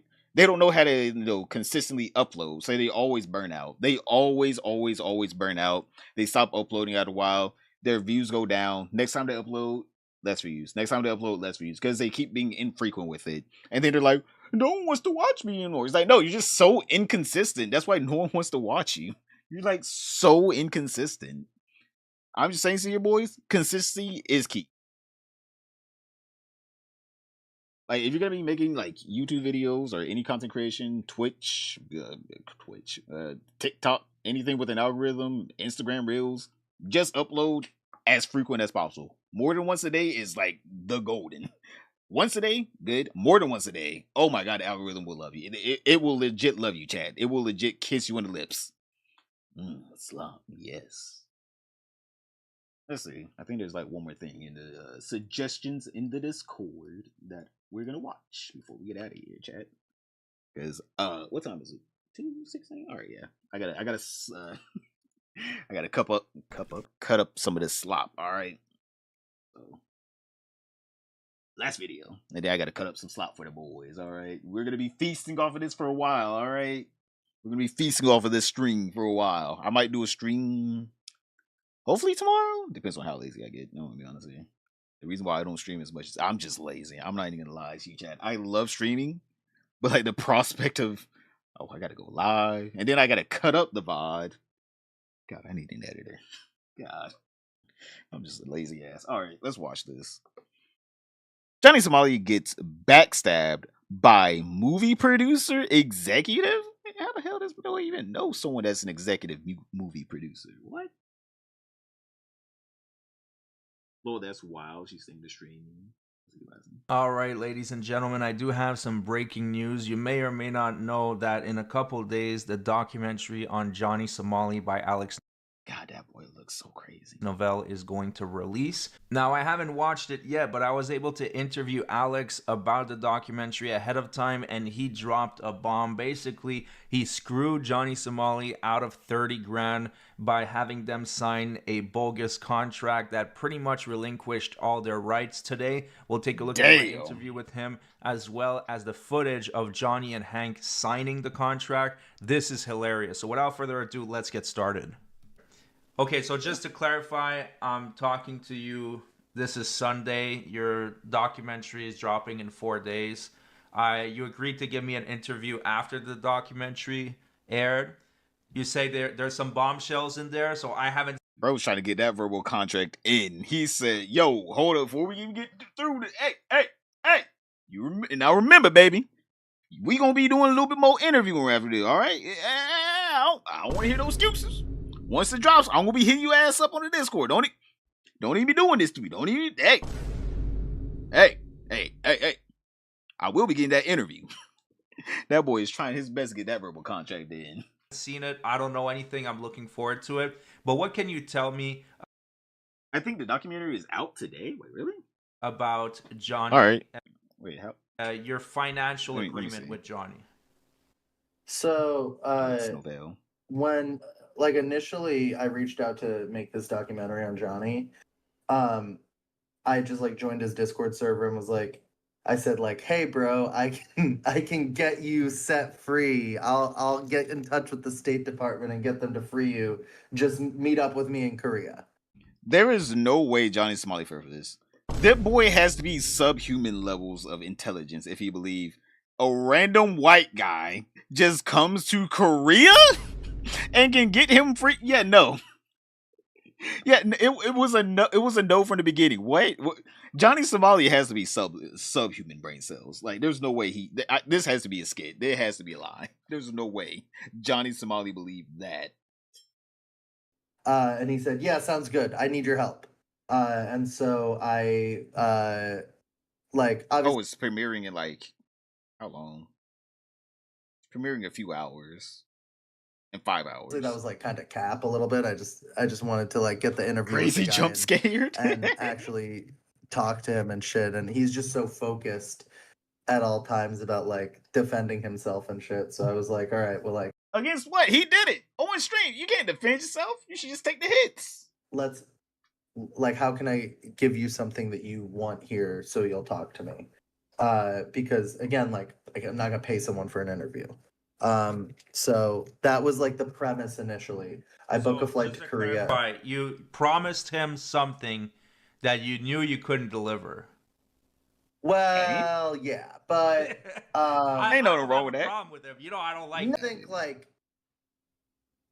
do a tiny bit of research on me. If you look at my YouTube channel, I'm constantly pranking right-wing people and I pranked Alex Jones. What? How am I in touch with Marco Rubio? How am I gonna be able to free you from Korea? Exactly. How the hell is this guy? All he had to do was just look up his YouTube channel with 35K, respectable now of subs, but 35K subs. He ain't doing shit for you. What did this man Johnny Somali think was gonna happen? Oh my God, I'm free now after doing a documentary. Come on, my guy. Come on. Come back to reality, Johnny. Come back to reality. It was a prank. Come back to reality, baby. It's over. All right, it's over. You sitting up in that jail cell for the rest of your, at least for a good bit, a long time. You're gonna think about what you did in your 20s that got you to that point. All right, but my guy. If you thought a random kid on fucking YouTube was gonna get you out of South Korean prison, I got a couple acres in Zimbabwe I would like to sell you. They're worth $1 million now. Just wire me $950,000, and you can keep the rest of the money. That's just come on, bro. If you talk to me because I said that and that's the only reason, then I don't know what to tell you. That's on him. That's on him for not doing his research. It's just a little bit of cap there. So, anyways, I get to Korea. Johnny, the day I land in Korea, police shirtless dancing in the street thing. That boy was fucking up while he was landing. God, I was bro, please do not. Or no. That it was a couple days before I left. He did the shirtless dancing in the street thing. And then when I got there, he was just super hungover all day from doing his crypto coin thing, and that scammed his friends. And at the nighttime, Hank hits me up, or audience, and he's okay, so listen, I will, Johnny will. All right, this is actually a really good impression. I'm not even gonna lie, bro was killing that shit. Bro is killing that shit. Do the documentary with you. Uh, We need financial compensation. Oh my god! Let me just say that your imitation of him is That was on good. point. That is fucking That was hilarious. good. That's Thank like on point. Okay, so they want money. Now, what were they thinking in terms of money? So $3 billion. I was like sitting in the car with Mondo and we're like, we're ready to come interview you, Johnny. And Hank's like, listen, Johnny wants like $30,000 to do an interview. Can I know that boy ain't even think he was worth 3 cents. Not even $30. God, this boy said 30,000. Even boys, look at Alex. He was just, I can't believe that boy even asked me. He was like, you stupid. Brother, you looked at his, I'm assuming Johnny Somebody looked at his YouTube channel. I'm hoping he did his due diligence in knowing if this person was, real or not. Like, brother, this man has like 30K on YouTube. He definitely does not have 30K in the bank account. you do that? And I was like, no. What? What? No, we just didn't discuss like any type of payment at all before. Wait, you guys are jumping this on me now after I flew my ass out to Korea? Like what? And he was like, yeah, that's can't pay you, but how about this? If the movie gets put on Netflix or Hulu, which it probably will. I mean, come on, what's the Johnny Somali story we're talking about here? All right, this boy is still lying on his ass. He knows Hulu and Netflix ain't looking for this shit at all. They do not want that. They say, get that shit the fuck out of here. What? Are you a VTuber? I mean, like, technically, yeah, right, chat? I mean, like, technically. More PNG tuber, I guess. I would like to get a VTuber model, but, them bitches are insanely priced right now. I'm just waiting for, AI to start threatening VTuber's job. VTuber job? No. I'm waiting for, AI to start threatening VTuber model making jobs, and then I can start undercutting them for a nice model, all right? Because right now, them prices are insane. But yeah, I guess technically, yeah, I'm a VTuber. Then we can sign a deal that you guys will be compensated, and that was enough for them. So I just when we went to go film at Johnny's lawyer's office, they were like, please bring a contract for us to sign from the network. And I was like, okay. So I just Googled the like consent agreement that Sacha Baron Cohen uses for when he like pranks people in Borat and stuff like that, when he would film these not the Sacha Baron Cohen turn around and sue contract. And a lot of the times he would like pay people like $100 or $200 to do these interviews, and then they would try to like sue him for more money in the end. And so like there was already this part about payment in at the top, so I just said like they'll get 20% of the gross revenue of the film if the film were sold to a network. And then at the bottom of it before like they put their signature, it says like, I recognize that any and all promises made by the filmmaker. What is that signature? Oh my god, that boy got that chicken scratch. Bruh, what? They both can't write word of that. You know what? At least Johnny tried. Damn. Bro, you can write tinier than that. What is that? 2020, 2028? Or 28? 16, 13? What's that? Bro, what? How the hell are you supposed to read this? Is that the time? Like, there's things that's supposed to go inside the time. Do a slash so you can, separate the numbers? All right, Johnny, this is Hank's. I can tell this is Hank's fucking. He practiced this. All right, Hank has a good signature. Johnny Somali you might as well just started shading that little block in right there. What is that? Do not my god! Reflect any deal like really made. So it's like a bullshit contract. Yeah. Here I have it right here. My signature also sucks. I think I have a pretty decent signature, right? I think I have a pretty decent signature. It's not as bad as Johnny's now. That boy he ain't even tried. That's curly Q. I don't know what you call that. That is not a signature. That should be null and void. It's like a bullshit contract. Reflect any deal really made. So it's like a bullshit contract. Yeah. Here I have it right here. And I had them sign it on camera. Did they read it? No, they don't. No, they can't read. In general, what? Did they read it? This boy's like, are you stupid? No, they can't even read. Not really. I mean, Johnny's lawyer read it, and he was like, it seemed like he said he thought it was fine, but bro spoke Korean, like. All right, so now seems like a good time to show you the footage of Johnny and Hank at the lawyer's office, taking a look at the contract and signing it. I find this situation completely hilarious. Take a look at this. In different content, you guys got 2 days in a row of IRL streaming. You guys happy?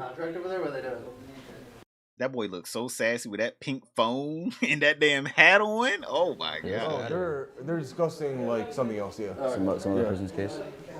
So yeah, guys. So I'm trying you to grew think up what we should do in after this. Florida. You guys got any ideas? But you know how like obnoxious, like, well, in general, it doesn't have to be like Jewish community or like.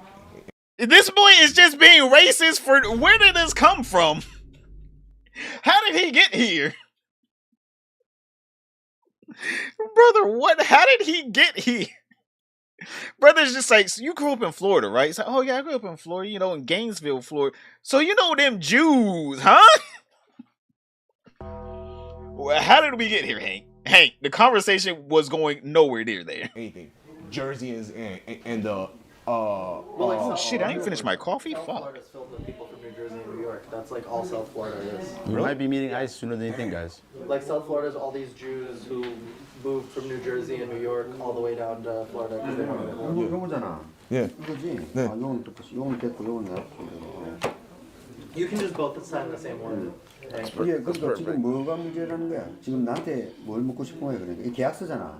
스탠다드 스탠다드 컨센 어그리먼트, 디스 이즈 어그리먼트 그 사이에 노벨 필링? 네. 예, 그 아래 있는 파티시페이터 더 같은 여기겠지 뭐. 프로듀서 근데 지금 뭐가 문제? 그 리벤지 수입의 20%를 What country should we go, guys, when I'm free? Let's think about it, guys. China? Bro, back to America and getting a job? Like, bro, nowhere. This guy. When I'm free, nowhere. Brother, you're going to be so broke once you free, you will need to get a new job. I know. Chat, you guys want to know the worst part? He could get 30 years in prison, and he can make it out those 30 years. Right? Johnny Somebody can make it out them 30 years. And as soon as he gets out, he's going to be like, where's the nearest electronics store? I gotta get a phone. Is streaming still relevant? Do people still stream? What do people do out here?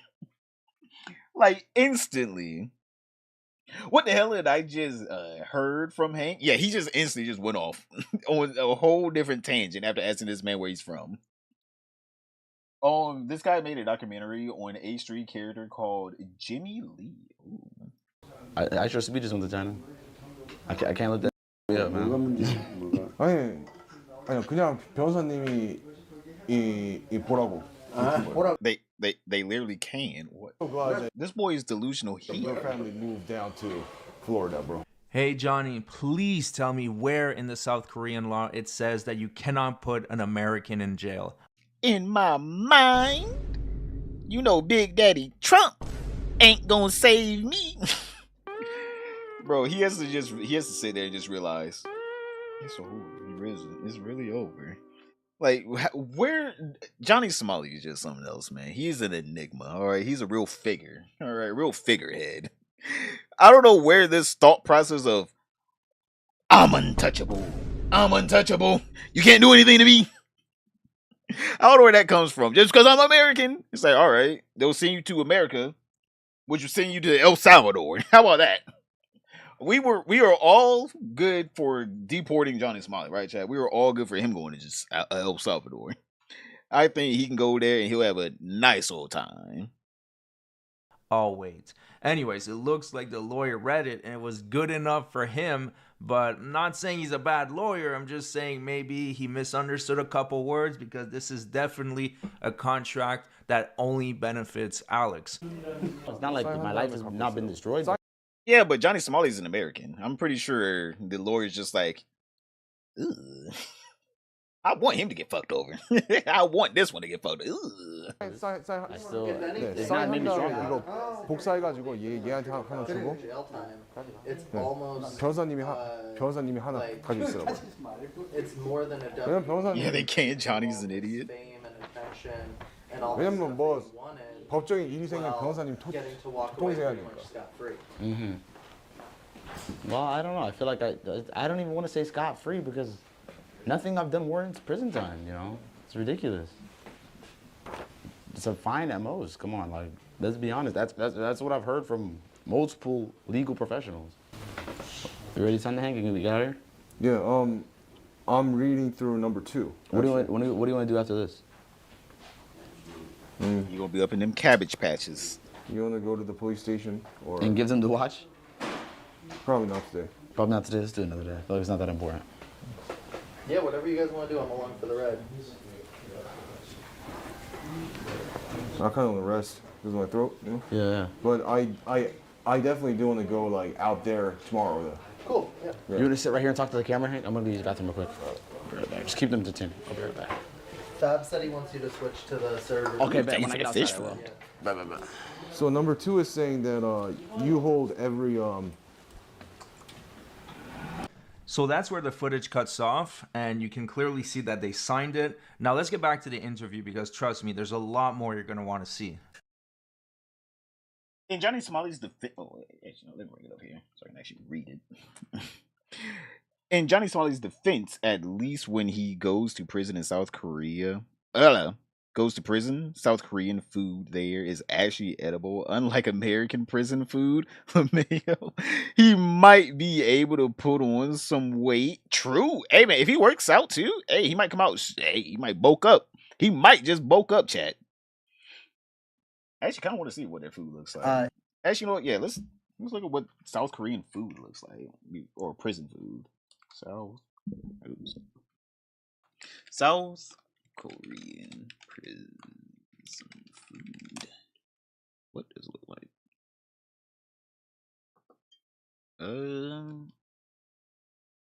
You know what? Oh shit. Man, they got some gourmet shit up in there. What?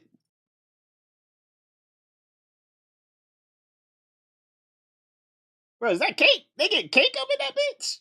Bro, what? There ain't no way. People try to eat prison food. How long is this video? Baked beans 어떠셨나요? 오, 맛있더라고요. 네, 맛있네요.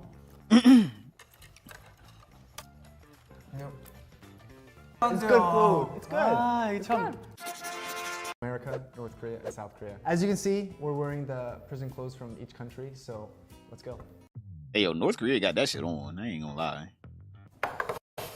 North Korean prisoners just like regular ass dudes. What the hell? 와. 이게 뭐지? 네, 이거 미국 감옥 있는 음식이에요. Is that wheat bread? Baked beans? 음식입니다. That's too much. It's too much. Where's the cream? Where's cream on that? 북한 감옥에서 먹는 건데 어떻습니까? Oh my god. What is that? 예, 북한 거 이제 할 때마다 항상 놀라는 거지만 이제 참 뭐라 해야 될지 그냥 참 그건 것 같아요. What is that? What is that? 실증이 있지 않아요? Can we get a close up? See, that's what American prison food looks like, brother. What is that? 시래기 북한에서 국 주긴 주는데 국물만 줍니다. 건지 너무 고순한 거예요. 건지는 너무 It's not bad looking. The American prison food wasn't, but this is the gruel that this is the gruel that Johnny Somali needs to be fed. Oh my god. 음식을 많이 주지 않습니다. 그리고 음식을 많이 주면 Where's the South Korean one at? 도망칠 생각하고 싸울 생각 그런 건 아니거든요. 네. I guess it's at the end. 이건 진짜 좋아합니다. 심지어 한국은 솔직히 Okay, they shit looks pretty good. I don't know. As an American, I would take the hot dog and bread over this, but I'm not gonna lie, this doesn't look bad at all. The North Korean one, though, that was devastatingly bad. That shit needs to be illegal. That is a damn human violation. I don't know what the hell they were feeding them North Korean prisoners, but that is a violation. Oh my god. But this food don't even look bad. 잠깐만 can we get 쉬다 a 오지 close-up? 뭐. 이런 느낌인 것 같아요, 제가 볼 때. Do they do a close-up? Oh yeah, that don't look. Hey man, that don't even look bad. Hell, that boy might come out with an extra 10 years on his life. God damn. Yeah, it said this entire agreement between the participant and producer acknowledges that anyone entering into it is not relying upon any promises or statements made by anyone about the nature of the film, of the identity of any of the other participants or person involved in the film. Any alleged deception, such as or surprise about the film or this consent agreement, breach of alleged moral rights, or tortious wrongful interference with any contracts, business of the participant. So it just relinquishes me from any like anything. If they wanted to sue me after making this, if they want to come after me and say, you know, you need to give us your ad revenue off the documentary, I would That's a say, no. well, they signed this thing saying I don't have to do any of that, and they Damn. relinquished all their rights to me. I mean, Damn. well played. Well played. You got what you wanted, which is you wanted them to do the interview and you didn't have to pay them. Now, so if Netflix were to give you a deal, this doesn't entitle them to anything. Yeah, no. Nothing. It would be meaningless because again, like it's an agreement that's signed between like a film producer and a participant of the film, and the basis of the whole agreement is basically just that like they're agreeing to relinquish all of their liability and participate in the film upon with the promise of, so it says in exchange for the producer's obligation to pay a participation fee of the amount of 20% fermented revenue beans upon the and sale rice. of the film. The participant agrees as follows, and then it says at the bottom that they don't rely on any promises made by me. So it's almost like I say at the beginning of the agreement, yeah, you get this, but then at the end it says, well, you might not, but still sign it anyway. What you sign. I mean, I feel like that is a common thing now, Chad. If you don't read the contracts that you sign, I'm sorry. I understand that it is a lot of pages and maybe you should pay a lawyer for it, but I mean, like, you really should read what you sign. Motherfuckers be like, and you're indebted to me for 10,000 years? Your soul in the afterlife will be mine. And people be like, oh, hell yeah, I'm getting a car. I'm getting my little Nissan Leaf. Oh my God. Wait, what did you say? What did you say? Wait, what is that? Oh, wait, what? When did YouTube add this? Oh, okay, that's cool. All right. Top 8. Knowing Johnny Somali, he will find a way to complain about the food anyways in controversial way. Oh my God, he's gonna be like, it's inhumane. They're trying to keep me healthy in here. They said no soda. No soda. I can only drink water. Disgusting. You know what they gave me the other day? Apple juice. I can't believe it. They didn't gave me apple juice. I know Johnny Smiley will be up in there, cause a little ruckus until someone smashes across the head. Bitch, you in prison. We about to fuck you up in here if you don't shut the fuck up.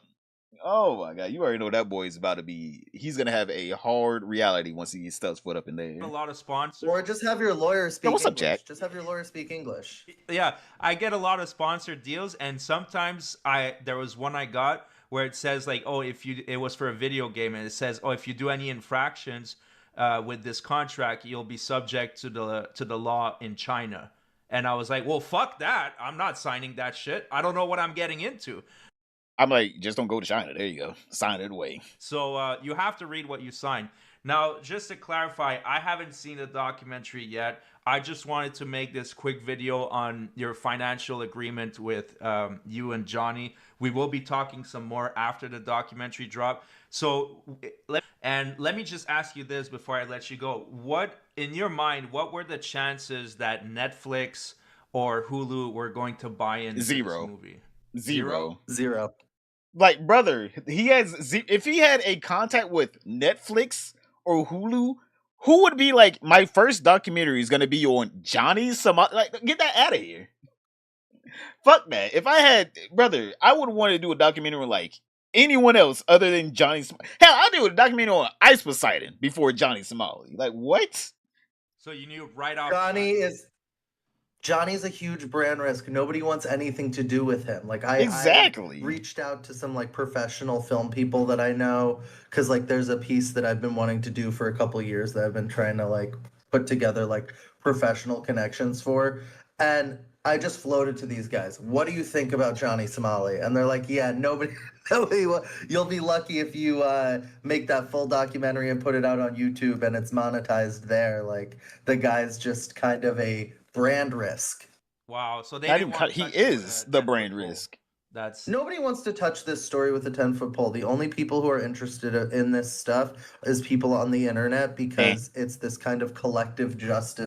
Us, chat. That's us. Thing That's us. where everybody has like gathered together to like publicly shame and watch somebody have like this full downfall, and like it's like live. You get to like watch live their complete like destruction and downfall. Yeah, I mean, I'm partaking in this. I'm contributing to this pitchfork mentality, but I think it's necessary. We'll talk about that. I sharpened my pitchforks the other day. Interview on Friday. Once I've seen the show, I haven't even seen it yet. I'm gonna watch it at the same time as everybody else at 7:00 on Thursday. So we'll talk about a little bit more about that on Friday. But yeah, thank you for taking your time. Yeah, I think there's no other way to put it. You fucked Johnny pretty bad with this financial.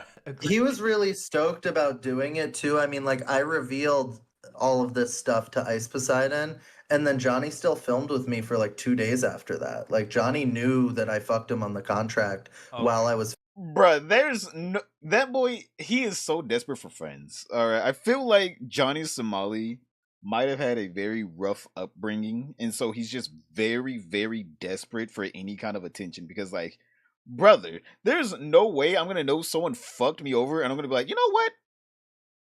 We're still pals. We're still buddies, boys.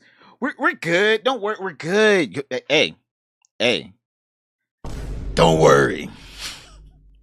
We're friends still. It's like, I'm like, get the fuck out of here. Get out of my face. Get out of my face. Get out of my face. Filming with him in Korea, but he was just kind of so desperate to have his story told in. He smells of desperation. A way that he felt like humanized him. But like, I don't think he realizes that it's very hard to humanize someone who's just genuinely not sorry and who is very aware of what they're doing and continues to do it in the face of not saying sorry. Yeah.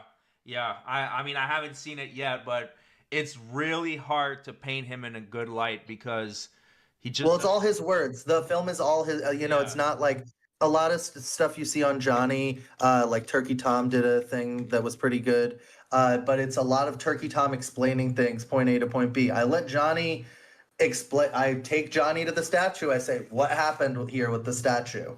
I'm not trying to. I mean, obviously, if he says something that's incorrect, it's my job to like provide context for that. But I let him speak for himself. You're caught up on this straight. When you let someone speak for themselves, I think that reveals so much of who they really are. Sounds good. So you're not sugarcoating it. Sounds great, everybody. The link to the documentary will be in the description of this video. I think I'm gonna post this maybe on Tuesday. The video comes out in like 5 hours, but boys, I have to cut up a couple clips. All right. Yeah, this stream was for nefarious purposes of I needed videos. We will catch up, and I will probably watch the documentary on Johnny Somali either tomorrow or what is tomorrow? Friday? Tomorrow or Saturday. We'll watch the documentary together on streams. I think I can do it tomorrow though. I think I can do it tomorrow. So we'll do that tomorrow or Saturday. And then also I'm gonna cut it up for a video as well. But yo, you're saying Johnny Somali's fucked. That boy is so fucked. Like he's out here delusionally sitting in fucking court. Not even court, in his damn what is it called? Attorney's office in South Korea, thinking, oh yeah, they're not gonna put me in jail. I'm an American citizen. And then the South Korean lawyer was just like, oh wait, this fucks Johnny Somali over. Johnny, sign this right quick. Hey, take this piece of paper. Sign it now. With urgency. Come on, Johnny, sign it. Bet. Hell yeah. Make sure you watch that video. We're gonna watch it together on stream. We're gonna watch that together on stream. The Alex Novell thing. So we'll watch that. Oh man. But boys, all right, I gotta get off here. All right, I gotta chop this up for you boys. I know, hey, there's some people that didn't catch the stream. You know, we gotta make sure they get their little slop too. So thank you, everyone coming in. Thank you for the fish food fun. Let me see.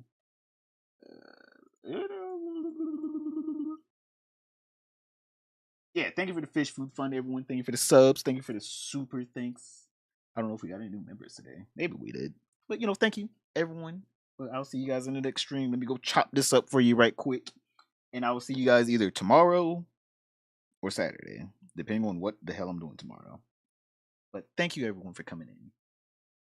Thanks for the slop. Thank you for consuming it. All right, boys. Love you. Bye.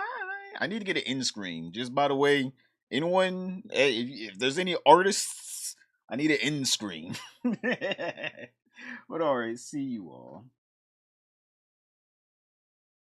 So the lawyer got BS version of whatever Hank translated, interpreted for him. Yeah. Thanks for the awesome straight. Love you all. Big hearts, big hearts. Good night.